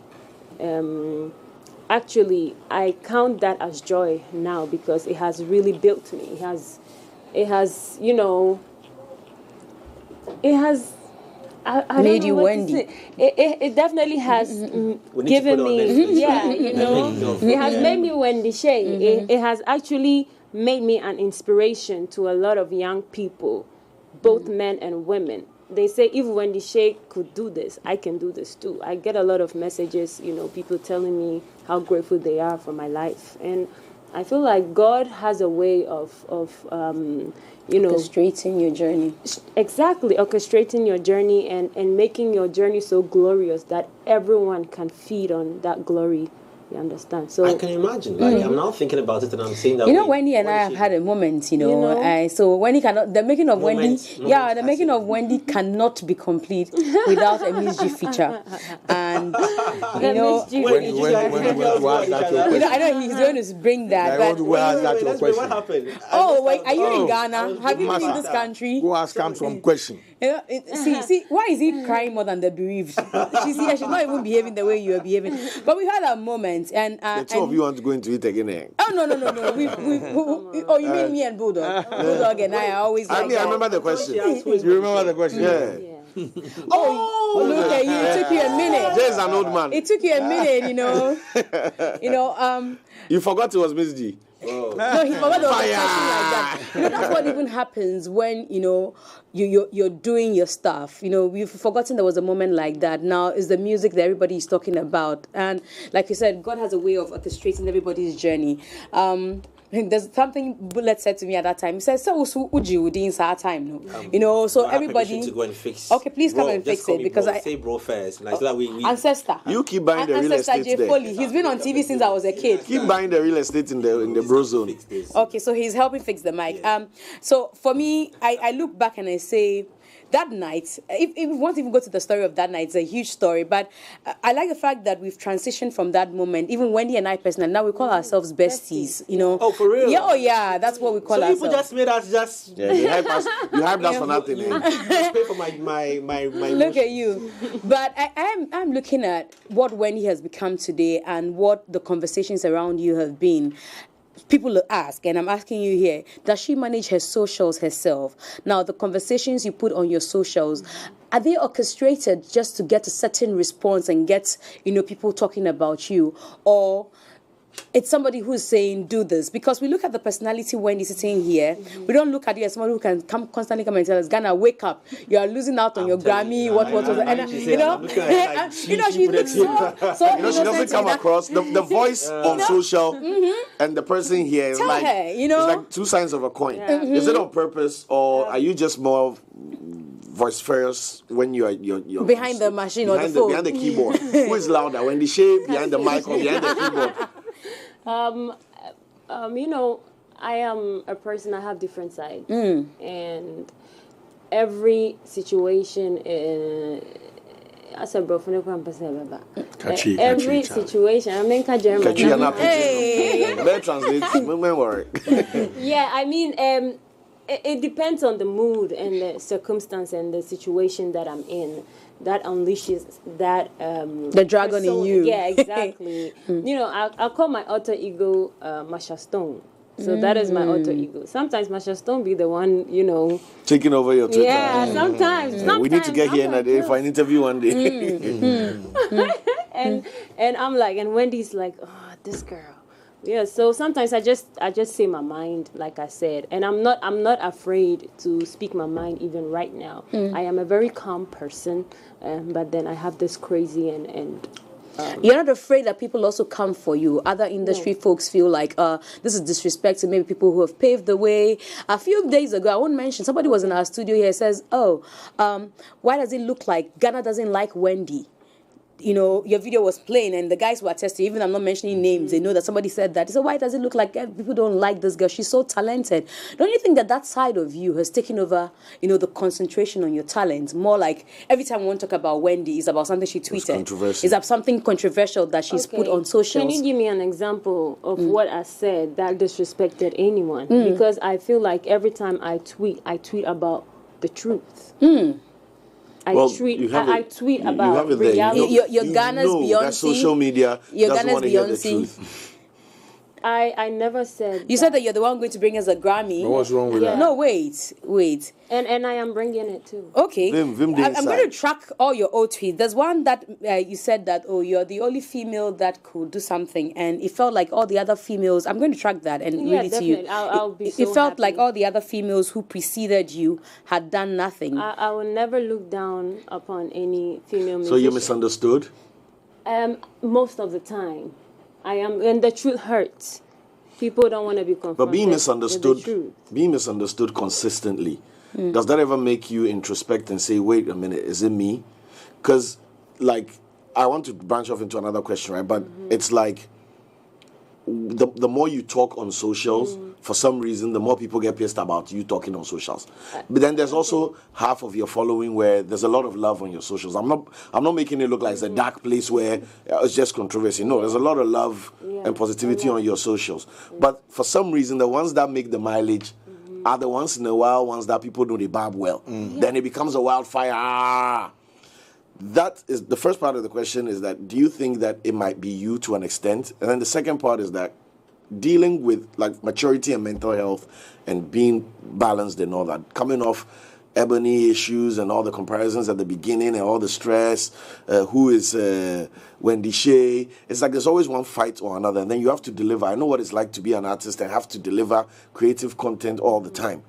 How do you deal with that? Do you have a team that you work with? Do you talk to someone? Is it family? Is it Elliot and the other one? What do you do? How do you make sure you're balanced? Do you think a bit of that stress seeps off when you grab the keyboard? When Marsha Stone grabs the keyboard, do you think Marsha Stone is your therapist? And when Wendy Shea has hit her limit, right? Then Marsha is like, give me the phone. You know, I want to know. Because it can't just be the fans all the time, right? No. Exactly. Okay, so I think I've said it on various platforms that I am a very spiritual person, and I have a source, and my source is God, Jesus Christ. So He is the one who always gives me the strength to do whatever that I'm doing. Before I come to do or write anything on my social media platform, you should know I have thought through. I have, I have sat down to really thoroughly analyze what people are going to say and how people are going to react to it before I bring it out. And definitely, I do have an amazing team. They always go through the stuff with me before I bring it out. I do manage my social media handles, but my management team also assists me with that. And but then the tweets, I do everything by myself. So, like I said, I'm a very spiritual person. I get my strength from. I think I've already said this already. For me, I think. I was going to ask. Go on. Oh God, no. That's So what do you make of I think we should all be allowed to vent. It's very important. And look, I said. I mean, your management style is different. No, I'm going to say something, and it's going to maybe. I said women are stronger than men, right? Earlier when I started out, and I have a belief that they get to bring a lot of stuff out of the system. We get to keep it. In terms of, the flow every month. No, that's. Oh, boss. That's not supposed to. You're making a very great point until you brought that. I'm really waiting for. I'm checking for it. I'm trying to Google everything Wendy has said. So we're supposed to vent. So if she's going out venting, I don't know why anybody should have a problem with that. That's the only thing. It's like eating something. You need to purge yourself. You understand? Because if you kept everything in your system, you and you snap. Exactly, and nobody's gonna know why you snap. Exactly. That's why kids have a lot of joy, and as we keep stressing all the time, you're always piling up stuff from 84, 85, and you see Serial, because you had an issue with him way back then, it's in your head. But if you're able to vent all the time, look, it doesn't matter what anybody else thinks. It matters what you think. Don't let them push you into a corner that you can't express yourself. If they can't deal with what you're saying, they shouldn't come on your wall. It's simple. Because there are things they're doing that you also don't go in. I keep saying this all the time. Somebody I saw a tweet from you, which I thought was brilliant. I had said it before. That, look, that fight between us and Nigeria is, for me, it doesn't make sense. We should be coming together to push the thing forward. You understand? And she actually nailed it. Said we should learn from them. So we should thank Nigerian artists for bringing the world's attention to Africa through Afrobeat. What's wrong with that? But it didn't go well with TikTok. No, it didn't go down well with TikTok. No, my point is that's TikTok. Oh yeah, I think that's that's TikTok. That's one person with one perspective. Yes, exactly. I just want to talk to Wendy's ex-boyfriend. During that battle when they were with the SMS, he's like, guy, You know, and What did he say? Did the he fact- reply? He felt it was a disrespect to him. I'm going to read because it says he's been going across the Nigeria. He introduced. I'm going to find it. Let me just quote. It's important to do that because the thing is that what she said was Nigerians opened the door to the world. So if Tick opened the door to the world, then he might feel disrespectful. But if that's not the case, what she stated was a fact. And when, you know, we have tried and we keep trying and we will try, you know. I wouldn't want us to forget tomorrow when the likes of Kiddy, the Kwame Eugene and the Black Sheriffs have hit that Billboard chart, and then 5 years down the line, 10 years, somebody's trying to rob them off that. You know, it has to be factual. And for me, what she said was factual. I mean, they went out there in their numbers to open that door. So, you know, you forget that facts can also hurt. She made a statement that she's always honest, right? And she speaks the truth. And I retorted that, but you know, like, that's the one thing people hate on social media. So, well, I don't think that Tick thought it was the truth. So I'm going to read both tweets. So Wendy's tweet says, Ghanaian artists should thank Nigerian artists for bringing the world's attention to Africa through Afrobeats. Ghana, wake up. Then Tick comes to say, who should thank who? In fact, it looks like he actually responded to he quoted your tweet. He says, who should thank who? I think it should have been the other way rather. If not for our bad Ghanaian PhD syndrome, things could have been different. Enjoy your music and keep working hard for yourself and country. Don't get in the mix of things you don't know. No, but he actually agreed with him. He said if it wasn't for our PhD, listen, the story would be different. So you shot yourself. But at the end of it, he said she didn't get herself in the mix of the issue that TikTok wanted to address then, it won't fit in 140 characters. You see, there's already this controversy that we started this Afrobeat thing, and then Niger took over it and perfected it and made it as huge as it is. We had the same conversation when the Netflix documentary came out, and the whole thing was like, it's Niger, and then featuring Ghana. We have these conversations when the charts are ongoing and all that. That's where he's leveraging the foundation of his argument. That same conversation. But it's wrong, you know, because... Yeah, as much as it's wrong, that's what he's also holding. Yeah, the tweet said, Nigerians opened the door, brought the world's attention. Which is accurate. And factual. Yeah. We did ours. Whether Nigerians stole from us and took it to the next level. Blew it up. Yeah. So that's all it's saying. It's not like... But that's what always happens, right? Exactly. And somebody always has to bridge. You know, there should be someone who does the bridge for us so that other people can walk over it. Exactly. And I think Nigerians are doing that work. That bridging facts. And why, look, for me it's sad when, like you're saying, that space is a space where people don't want to hear the truth. Look, I can sit here and just tell you how this whole journey started. When the band was doing the Kanye West, when the band was doing Snoop Dogg, what were we doing? When then P Square did, they were doing it. They brought this. Even had Rick Ross on the remix. Rick Ross on the remix of Unni or something like that. We can easily say, yes, Ghana is a gateway. These guys come here and bounce off us. No problem. We can say we started this before them. No problem. But we're saying who took it to the world. Yeah. Having the ingredients doesn't mean that you made the food. Exactly. We like the ingredients. We like hot ingredients. Exactly. But you know if you make the show. Okay. I'll definitely want to take you the last part he said. He said, you shouldn't get yourself in the mix of things you know nothing about. I mean, just because I am a new artist doesn't mean I don't know what is going on. Maybe I could say that he might not know what is going on in the, you know, in our current situation because maybe he's an old artist or maybe he's he's a legend.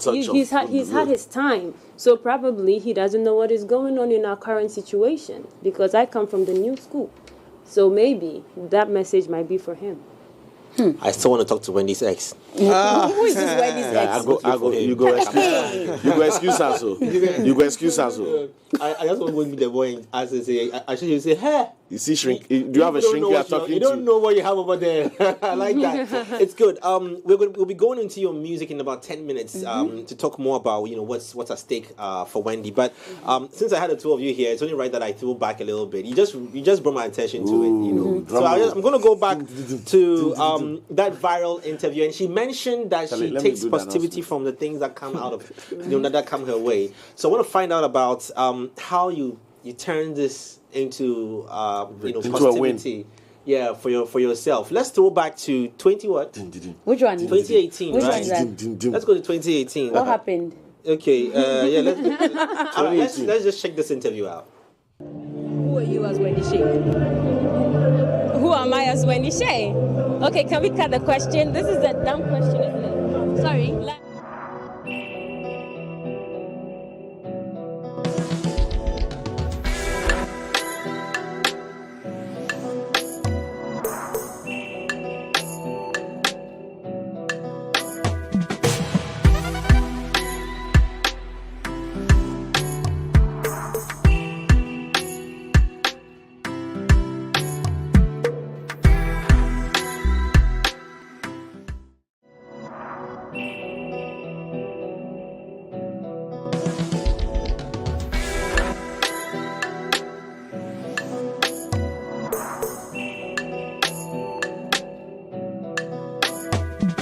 Friend sitting in front of me right now, like that's like an old Wendy and old Miss G. They've all evolved into beautiful women now. As that they sit right so we're not beautiful at that even more beautiful. We're more beautiful. I beg you like problem. Go the medicine. No, well, let's do the show. So compared to now, they were not beautiful. Hey, compared to now, we beg you. The studio be new. We know Phoebe and I'm down. Oh no, but you don't see them for that. No, please, no, they were so beautiful. Master, you people they be passed before.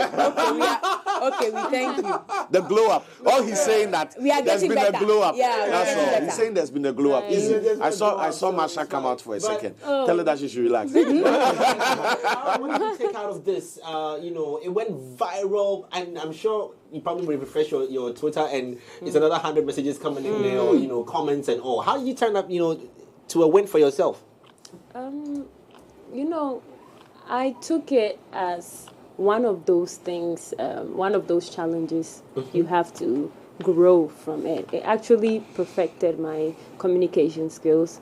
It was a very big lesson for me. No matter how stressed the situation is, I have to always be calm and, show the best version of myself. So that was what I learned from it, because you might never know who you are talking to. And at that time, I was so new in the industry. I didn't know the beautiful Miss G.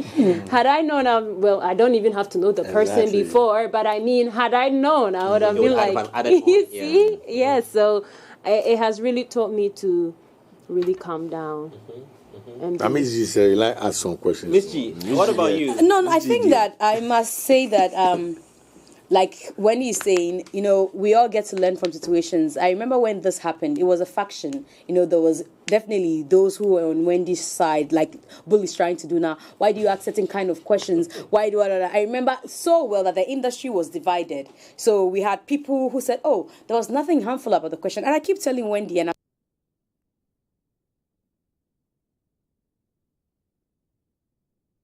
Ebony, she's trying to sound like Ebony. So my mind, I'm like, let's go find out who this girl is. So I'm like, she said, I said, what do you want people to know you for? I think I remember some of the words where she said, I want them to know me as Wendy Shade. So the follow-up was, who are you as Wendy Shade? Just to distinguish this Wendy Shade we are seeing from the Ebony we are looking at her as.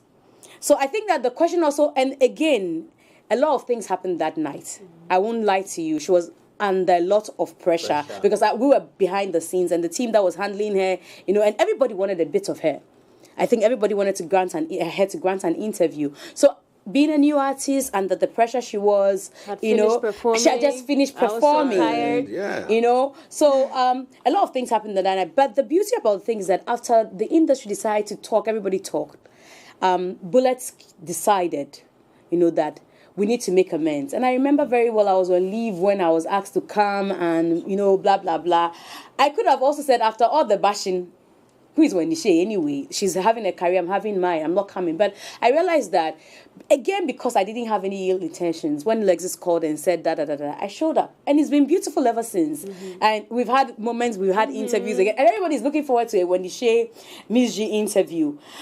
And again, it's gone to better the way she responds to questions. Sometimes they are not, even when we have notions that people don't like us and they're looking for our downfall, sometimes there are simply no motives there. But I've also learned that, when you're dealing with these artists, you have to be careful, even as you're asking them questions, you have to be careful about some of the reactions, you get from them. Maybe explain to them better.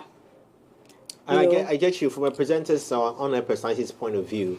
I remember I had a similar, it didn't come out, thank God. I had a similar experience with Amber Rose. Like I was saying, that day, I was tired, frustrated, Charlie. My mind was there, and they said we should come to La Villa Boutique or some place like that to come and talk with Amber. I mean, I'd heard of Amber Rose, Wiz Khalifa, Amber Rose. But Charlie, me said, when my mind did, no be Amber. Charlie, my pocket my quarter. Amber, they can't collect money. And be red. Charlie, I think I remember where I'd asked the question. She looked at me some way, and then I, because it was a post production, I had to say cut. Let's take it again. Let's take it again. So I sometimes then I can imagine the pressure that you were under. But that raises another side of Miss V. Has spoken publicly about depression and all. Have you ever been through any of such, amidst all the brouhaha that goes around? Have you had to resort to any person for a counselor or a psychiatrist or just to talk and just let it all out? No. Never. Okay, Jay, I finally found what I was talking about earlier. So this is what made some females in the industry feel disrespected. This is the post. She says, if you don't agree, I am the queen of GH music. I don't know what the other word is, but the story talks about how you said you're the queen of GH music and you shouldn't be compared to any female in Ghana. You can't be compared, however, to Beyonce. And I remember when I was at my former media house, it became a big issue where other females who had preceded you were brought into the conversation. And it felt as if you were downplaying everything they had done and said, in all of your faces, whether you like it or not, I am the queen of GH music. And at that time, I think you had just done 2 or 3 years or so in the industry. And people said, what happened? Why do you want to, come take queenship when people preceded you? So that's what I was looking for earlier. That's it. No, please let the answer. No, I'm not. Yeah, sure. I just want to add so that when she answers, I don't have to interject her. Isn't that what male artists do? We literally fight for the throne. I'm the king of dancehall. I'm the best rapper. Do you think that? That's literally what we do. But do you think that at this point, and I'm just using it for basis of since they're underground rappers, they say they are better than Sarkodie today, this morning on their Facebook. Even with all the strides he's made, and of course, when he had made a lot of strides at the time, she was saying making these comments. If Black Sherif at the moment comes to say, I'm the king of GH music, we won't say that's all the male artists do. We'll get upset that but you'd have a lot of fans as well. Okay, so hold on. Let's find out. Let's find out from her. Well, I just wanted to add that. It's just one of look. Let me just pause. That's what I'm saying. That sometimes I think she just feels excited. Let me just go and stare, something. No. Well, she's here. Let's hear the breakdown. First of all, the Queen of Ghana Music was a title my fans gave me. And when Empire, they gave me that title, and I was like, okay, if you guys see me as the Queen of Ghana Music, then I will take it. And so that right there was just to confirm the fact that, yes, I have accepted that title because my fans gave that title to me. And I feel like everybody is entitled to call whatever they want to call themselves. You can decide to call yourself the queen of media or the queen of... rich. That is what you think, but somebody might think, say, hey, I'm rich. So I think, giving yourself titles there, everybody's entitled to do so. So other female artists who feel like they are also, and I feel everybody is a queen. They are all queens. I was talking about myself, so they can also call themselves queens. You don't think they deserve to feel offended? I never mentioned anyone's name. I was just making a statement and affirming to the fact that my fans have given me that title. Exactly. Minisani. Who's the most beautiful woman in this space right now? I don't know. It's whoever says she is. Is that it? So no, you said you don't know. Let me ask Wendy. Wendy, who's the most beautiful woman in this room right now? I think we're both beautiful. You see? Political. Me. Ask me. I'm the most handsome. Yeah. That is me. Jay will say the same. You will say the same. Definitely. There's nothing wrong with that. But I find past you people. I like that. You understand? So we are entitled to what we, to push our brands. Because if I ask you who's the most experienced, who's the most intelligent, you have to be saying you. Yeah. Who else? Even if I'm not? No, you cannot be. I'm the first man God created. I don't care about Adam. I don't care. I don't even know the guy. I wasn't there. You know what I'm saying? So you have to. He doesn't care about. By now, Adam's self-shock. You have to own it. You know, if you realize it's a competitive space. And there's room for everybody. There's no space for modesty, bro. Thank you. And it's part of the game. Yeah. I'm not sure if she had said that. Maybe you have to read it. She said, "Don't compare me." At this point, nobody should compare her to any female in the industry. She can actually be compared to Beyonce. That's the standard she set for herself. So how about the Alicia Keys and all the others that are in the States? She actually went to the Queen. So I don't know why would anybody. I don't think it will be. It's just words and encouraging yourself and putting yourself in that space. There's no disrespect. I don't okay, feel so it. let me just back Miss G for a split second. The president of the country cannot be seen saying certain things because of title. Is that where you're coming from? No, I don't get you. Because who she is. The president of the country cannot. He is not allowed to do that. Yeah, I'm just saying. But you know why? I know why we bring president. Exactly. Do you know why? The president.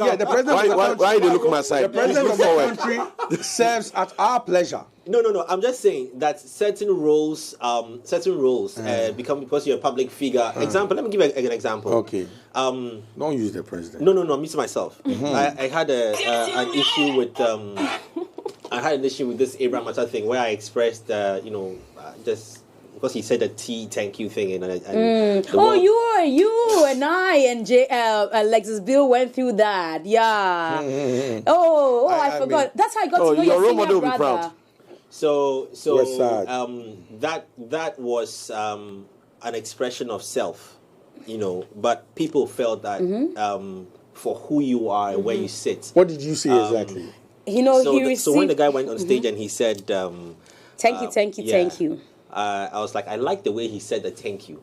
That's what I said. That's all he said. I actually did this mimicking with Lexus Bill. I remember. Yeah. We had to apologize for that drill. So that was just so people saying that for where you sit, this is a kid. Where you sit, you shouldn't be doing that. You shouldn't be all kinds of opinions. Fine. My hands raised, no problem. You pass. So I'm back into Miss G's point that is it because probably of where she sits as an artist that to make such a comparison. It feels like the ones before you have been sidelined or relegated. Is that's what I'm just trying to find out. But I never mentioned anybody's name. No. I get nobody's name was mentioned. Yeah. But the question in retrospect is like, okay. Shots at everybody. So it's shots at everybody, like throw shade at everybody. So is that what it came across at us? I think the question is... I'm asking is that what it came across as? Well, that's basically it. For me, it almost looks like me walking around and saying, look, the queen of this space. Should be compared to Oprah. Where I should be compared to Oprah. And it's almost like a certain Dorinando came before me. There's Jessica before me. There's this before me. What's the respect I'm giving them? What am I trying to say? Like, to hell with all of them in the minds of a lot of people. And again, you know what even made it worse? And I'm sure that we'll move away from this. We've dwelled on too long. She went to perform and she says, if you don't understand, she used the gown word, She said, She had a song like that, so it's all right. She was referring to the song. Now check this out. It's a yardstick. We all need to measure ourselves to something. So I ask you, who do you want to be like? You say Oprah. So if you say you want to be Oprah and you say people should compare you to Oprah, it means you're walking that road. It's not like you're looking at maybe an Anama McBrown or a Dorinando or anybody else. You're looking to go there. And there's nothing wrong if we all had ambitions. Yeah, we don't need to force modesty down everybody's throat. Yes. Okay. Wherever I am going to go, I will make sure I pay homage. I give respect to the Beckers, to the legends like Akosua Japan, to the Effias, obviously, because they definitely paved the way for us. But me saying I should be compared to Beyonce, I think Bulldog already said it. I see her as my mentor. And so definitely I am learning a lot from her, and she is the person I would definitely like to be, in future. I'm walking her footsteps. How many years music now? Not at the age 14. I'm talking after the breakthrough. Professionally, 4 years now. 4 years. Wow. 4 solid years of the making of Wendy Shay. I mean, that is a lot of years in music. as we look at the number of songs you've released and the hits and and the cashing out, which we'll come into later on, the bank account. We'll talk the bank account. Let's backtrack to your catalog of music. Let's talk about your writing, your inspiration behind it. Some of the hit songs you brought, the making of the music. Some people say that Bullet writes the songs. We do co-write. I mean, I co-write with him. Sometimes too, I write by myself. Sometimes too, I have a team I write with. Let's say, for instance, this new EP that I'll be releasing on the 11th of November. No, 11th of November. Exactly. I wrote all the songs with wonderful songwriting team called Hit Bakery. Hit Bakery. Bakery. Hey, they bake the hits. Hey. Exactly. So I came together with these wonderful, amazing songwriters, and we created the magic. So yes, that is it. Which song has been one of your favorites in the making of the making process and the product itself within the past 4 years? All of them have these memories they bring me, and all of them give me a different kind of energy. Pick two for me. Okay, I'm going to say Survivor, and which one? Actually, I already said all of them, but she said I should choose my favorite two. You know, the making of that song. So Survivor, and I will go with maybe Uber Driver, my first song, because it was like a lot of people were there, and the first take, bam, and it was done. Yes, exactly. And Survivor was more of something personal, so I went within me, and I created from this space where, this dark and calm atmosphere. Talk about the Survivor, and the one that you were sitting on the. That's a recent one, right? Yeah, the one in the bush. Warning. Yeah. Okay. Yeah, that's the one. Yeah, and Warning was also very interesting. Yeah, because I felt free to expel every anger and What was this anger? Speak my mind. What was this anger? Who was this anger? What was the anger? Oh, I mean, didn't you guys hear the story? No. It's a long story. So let's make it sure we have enough time. Somebody took your word. Okay, you already said that. It's just me coming at someone who did me wrong. Was it closure? Was it just a song, or did the song serve a purpose for you as closure? No, happened. Yeah, I was telling a story, right, from Survivor. Told my story, and then I came, So you wrote those two songs by yourself? Right to the person who did that to me. Exactly. So all of those songs were very, very personal to me. So, excuse my language, but yeah, I had to really talking about the language, that's something that upset some people. I know some people like it. Me, I just wait for that part to use some of the foul language. This is the one with you set up the table in the middle of the street. Yeah, they just showed that on the screen. That's it on the screen. I like this move. Did you write the one before? Did you wrote it yourself, the Survivor, everything, or you But it was, did it with Bullet?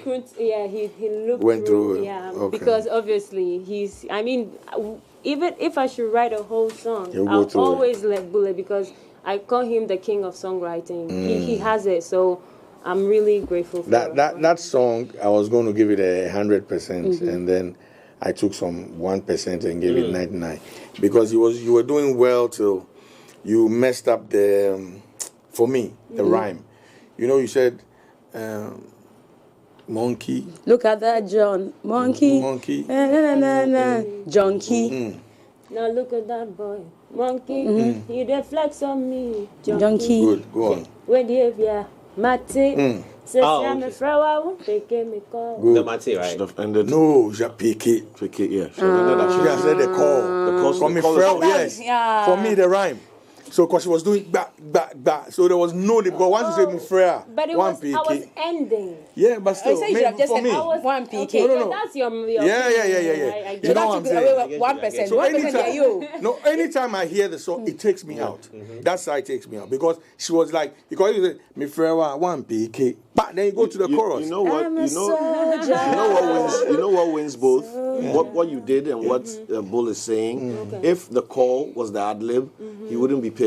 So 1 PK may call. 1 PK, the call would have been lib. Yes, you understand it. That's what he means. So that like a listener following the rhyme We'll just jump is naturally expecting that. These are things I listen. Yeah, but I mean, 99% is not. No, it's not bad at all. Featuring Bulldog. 99% is a big deal, you know. But I particularly was worried. You know, the introduction of the song was at the VGMA, and you did a live performance with that. And we're sitting down there, and all these big words were being thrown at us, and we're like, Jesus Christ of Nazareth, Wendy Shay. So there are dignitaries among us, and not everybody felt comfortable with some of the, in quote, foul words that are in the song. How do you get concerned about the segment of the market that you're targeting, and whether you're hoping to get other segments because that song was a domestic violence song, and yet the wording of the song doesn't permit some sanctimonious people to want to preach it in places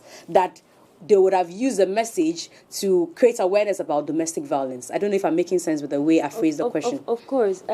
First of all, with this song, I wanted to be real as I can be, because when a woman is devastated and is going through any type of abuse in a relationship, these are the words, these are the things we think about. This is really what we want to tell that. Okay, you wanted to. She was about to say that. You know what I'm saying? These are the words you want to tell this person, and I felt like sometimes as an artist you should be as real as you can be. Yes, I do take all of that into consideration. Exactly. But I'll say that lessons learned. Definitely, that is why I did those renditions. I fixed new words. I performed it today, and obviously you didn't hear any swear words.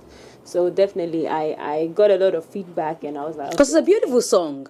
I love the song. The foul words just didn't. I was cringing because we had dignitaries seated there, and I was like, no, domestic violence song. It's a big deal. We could use it to create awareness, but we won't create awareness with this foul words. So I'm glad that you did other renditions, and I hope that it goes beyond our shores, to preach, or goes beyond Accra to create awareness about domestic violence. There's a song by Warren G and stuff. It's so much cuss words that when you listen to the clean version, it doesn't make sense, eh? It's like you don't like it. All through. Back to that table. It was a very powerful statement. I want to talk about it real quickly. That just take us through. Was it coincidental that it was shot outside the country? Which one was the one with the table having dinner in the walkway? Yeah. Oh, I was just being creative. Okay. I'm a creative person, and I thought it was a very beautiful spot for me to just, I just wanted to send a message. Okay, you didn't leave town to go film that. I was there. For sure. No, I'm just saying that you were there for other. That's not the reason why you traveled. Is that the reason why you traveled? No. Yeah, exactly. Sorry. My bad. I'm sorry. No, I actually was on a mini tour. So I had played Belgium, Italy, Düsseldorf, Hanover. So this was in Milan, Italy, and after playing the show, we went there to have some. This is some content. And I saw the scenery, and I was like, let's do it. I want to send a message like, I'm really minding my business and I don't care whatever anybody's saying. But there's a GH version of this, right? The one you were in the bush. That was that's Survivor. No. That is the original, the visualizer. Yes, okay. This was just, like added content. Yeah. Because I felt that one. Who gave you the table? The table and the food. Did you bring it along? No. Oh, it's from the restaurant you were. Yes, exactly. The restaurant. When you told the restaurant people that. It sounds very like, I think you say dumb question, but I'm actually wondering, who you spoke to and said, I'm going to shoot a video and this is me, I'm going to do it. Can I borrow your table? Give me some drinks, some food. And then they go like, because it's a restaurant, and they will not just get up and give you like stuff. that out there. Yeah, I mean, I talked to them and I showed them my following, and they were like, okay. So they were like, okay, cool. Did you give them any shout outs? Did you tag the place? I bought food. I mean, it that's wasn't enough. free.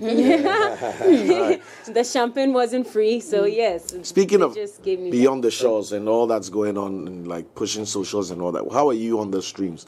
I want to know from you. I don't want to go and Google and check anything. How are your streams doing? Where's your listenership? How are your songs performing? Do you think like streaming is streaming is like one of your strong output points when it comes to connecting with your fans? Okay, so right now I am building my streaming platforms. I'm doing very amazing over there. I have over 42 million streams on Boomplay alone. I have on Spotify over 200,000 monthly listeners. I mean, it keeps growing. It keeps growing. And Survivor is a song that really cut across. It was topping charts in Swaziland. It was on number 1 in Swaziland, in South Africa, in Kenya, Uganda. So, Where do you want to go? Following the Swazilands? You need to go there. Exactly. Like what on your list? I know Bullets probably got it planned out. There's a document somewhere. Right. But definitely, it's all part of the plans when I release my EP. Okay. Because we have, my EP is a different side of Wendy Shea, a more matured and title of the EP? Sophisticated. Sorry. Enigma. Oh, I saw it on your DP with the star. Oh, okay. Is that what features the Heaven? Yes. That's off the EP. Yes, right. Heaven. Are you done? No, yeah, cool. Cause I asked because I saw the video for the Heaven track. I think KOD also mentioned about your costuming, your hair. Yeah. I love that. Whether it's an arc in the air, the round thing on your head. Thank you. And again, I also think that, I don't know what I think, or I'm asking myself, is it a remake of In Heaven There Is No Beer? What was the song? Or I just love everything, but the song itself, I'm confused about. No, it's not a remake of Heaven There Is No Beer. I mean, if you listen to the melodies, they are so different. And someone told me it's an interpolation. Maybe when you hear that song, it will remind you of that song. But if you listen to it lyrically, melody-wise, arrangement, everything is so different from that song. Maybe that's what happened to me, because you constantly, that's the hair I was talking about, on the scrolls on the screen.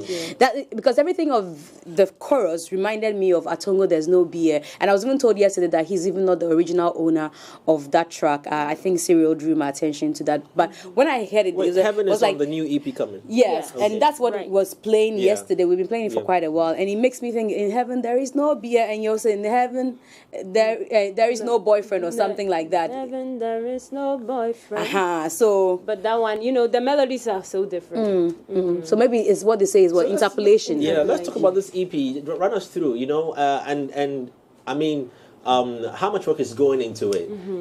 As fans, we've got big expectations, huge. There's a Wendy Shea EP coming out. Right. We want to listen. And she's releasing the same day Sarkodie is releasing. Oh my days, you people are really going to mess us up, right? Like, what kind of divided this thing? You're going to love all of them. It's just a good data. It was so... because your distribution is different from his, so you will not know. I don't know if you saw his, because he announced his first. Then I think you changed your date. It was something beyond my control. I really wanted to release it on the 21st of October, but then it had to be postponed. It had to be changed. So do we have any features on there? Any things we should expect? No, it's going to be me, but then it's going to be... Oh, look at the cover. Yeah, Thank I saw this. you. Sorry if you're listening on radio, but this is beautiful. Like somebody's broken boundaries, some chains. Who costumed you? I styled myself. You self-styled? Yeah, and everything, the way of writing, the vision. Break it down for me. Like, I see the floor kind of warping, but it doesn't affect your stance. Okay, You're still solid. So it was actually designed by Kwame Koda. Okay. Top designer, great editor. He did everything. So I gave him the concept.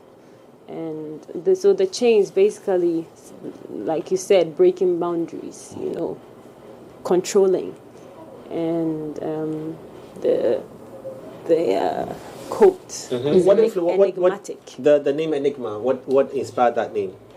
Enigma is something that is hard to understand. So I chose that name because that is what my personality is. You're misunderstood, isn't it? Yes, I'm often misunderstood. You know, even how I met Bullet and how I came into the industry is a mystery. Nobody I actually saw me feel come. like I'm seeing the word misunderstood written there as an EP. Please do some title misunderstood. Dedicate it to me. I brought it, please. I'm taking one song. How many songs are there? 7. Number 7 for perfection. Wow. Yes. That's a spiritual girl. Yes, I am. Exactly. So was it your own choice with the Enigma, the name, right? Yeah. Okay. I'm looking at the first 2 comments, coming off the fact that we say she gets so much negative press and people are always saying the negative in the comments. The first 2 comments are actually quite positive. The first one is like another artist who doesn't get enough support from the media, but she keeps going on higher. And that's dope, true? right? Is that true, Wendy? Yeah. You don't get support from us? I think I do. Well, this is a fan's perspective. No, but she sometimes I think I that actually wanted to ask her view on what Miss V said some time back. That she said the females don't get enough as the guys do, yes, comparatively. You know, so I wanted to ask your view whether you told the same line or you believe it's different, or it's an individual. I mean, for you, for me, I mean, we all know my story, and it could have been better. You understand? For me as Wendy Shay, I mean, we all know that people in the industry didn't want to give me that space because they felt like I was coming to fill a vacuum that, you know, had been left. How could it be better? In the last 4 years, you've had access to almost every major platform. So when you say it could be better within the Ghanaian media space, it could be better because I feel like a lot of let me the reason why I'm saying that is because Bullet never said that I was a replacement, but then the consumers consume whatever the media puts out. The media is very powerful, and every perception the people out there have about me came from the media. People saying I wasn't talented, people saying I wasn't beautiful. I mean, look at me. Look at my shape. Look at my beautiful shape. I like to look at my shape. You understand? But then when people see me, they go like, wow, you're so beautiful. I think the first time I met you was at Hits FM. That was the first time I actually met you. Where at Hits FM? At Hits FM. Hits FM. Okay. People always go crazy. People even give me money because they're like, oh my God, I'm so sorry. You know, like the way the media paints you. I'm not saying everybody in the media space, but I know some people did me dirty. Based on the fact that you had come after Ebony's demise, was that the reason? And yes, there was this guy who was also working for me as a publicist, and I actually wanted to help him out because he had a problem. You know, he had halitosis, and so I actually felt like, okay, I like you very much, so I am going to tell you because, you know, growing up in Germany, if you see somebody and you feel like the person has a problem and you like the person, you have to approach the person and help the person. So I sat him down. Actually, I didn't just sit him down. I bought stuffs from Germany, gave it to him. I was like, hey, you have this problem. Please treat it because it's not even good for my brand. I didn't tell him that, but then that was also at the back of my mind. Yeah. You understand? So me telling the person that he didn't find it cool. So I created an enemy. And he had his people in the industry. And he went about telling people that Wendy Shay is this, Wendy Shay is that. So he created enemies for me as well. Okay, so it's an individual who started. To go, so I want to dwell on this story a little bit. Yeah. So it was an individual who started this whole media. Apart from the Ebony factor, this person also. Who was that person? I don't want to mention his name. Bull. Oh no, but it's good. So we know. So He have you met knows himself. Have you met him lately? Recently, No, yeah. I haven't. Is he still in the So it's media still bad space? blood? Definitely. There's still I think bad you should blood. have- we have he few did. It's in the Numu stillborn. Is that what? Because that's not. No. A lot of people don't know what halitosis is. Yeah. Okay. Bad So let's breath. put it out there. like Chronic that. bad breath. Exactly. So I felt like that guy also really did harm to my But brand. who's that? I don't want to mention his name. Okay. Can I mention a name that you think? Mention the name, let's hear. Yeah, Boo, go ahead. You don't get any name mentioned. Lastly, we're going to be playing back the performance in the next minute or so. But there was also a point you also put out. Your fashion sense has changed. Your style. Your style has changed. Just in 30 seconds, I beg your pardon. If you can just touch on that, what was What prompted it? What's the direction? Why the switch? Like From my all- hair, everything. No, you said you were going to be covering up, and then you're back to Wendy Shea. Oh, At the point that But she's covered. she was actually born again. But I mean, Exactly, that's what but you know, Jay wants to find out. It comes back to me being enigmatic. You will never understand me. I am full of surprises. Sometimes Masha takes the wheel. You understand what I'm saying? Listen, all I want to say is that we want the old one. You want the old one? Yes. Which one, the Christian one or Which one is the old Which one is the old one? No more dresses to expose. This one is just a me and Cyril thing. Cyril, you like So which one do you I don't want? wanna No, talk Jay, about which it. one do you want? I changed my I wanted to be more natural, so I chose the looks. And Which looks good on you though. Yeah, it thank does. you. And I All right. chose this color because it's gold, and gold connects to the sun and wealth. And I mean, I want to represent everything that comes with it. You understand? And I want to always stand out.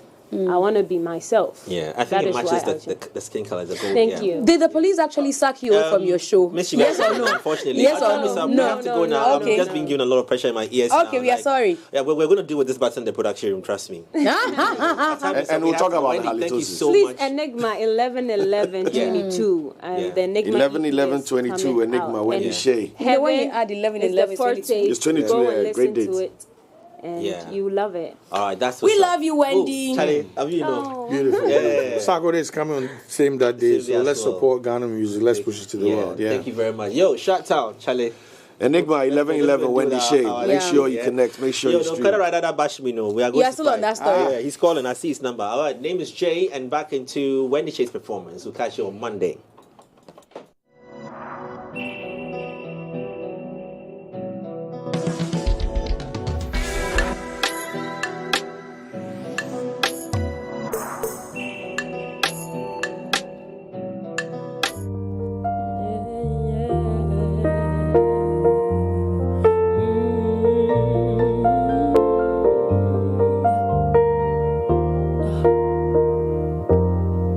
Before the morning comes and the sun comes down, I've been missing you. Before the morning comes and the sun comes down, I've been missing you. Yeah, yeah. Brana de asao.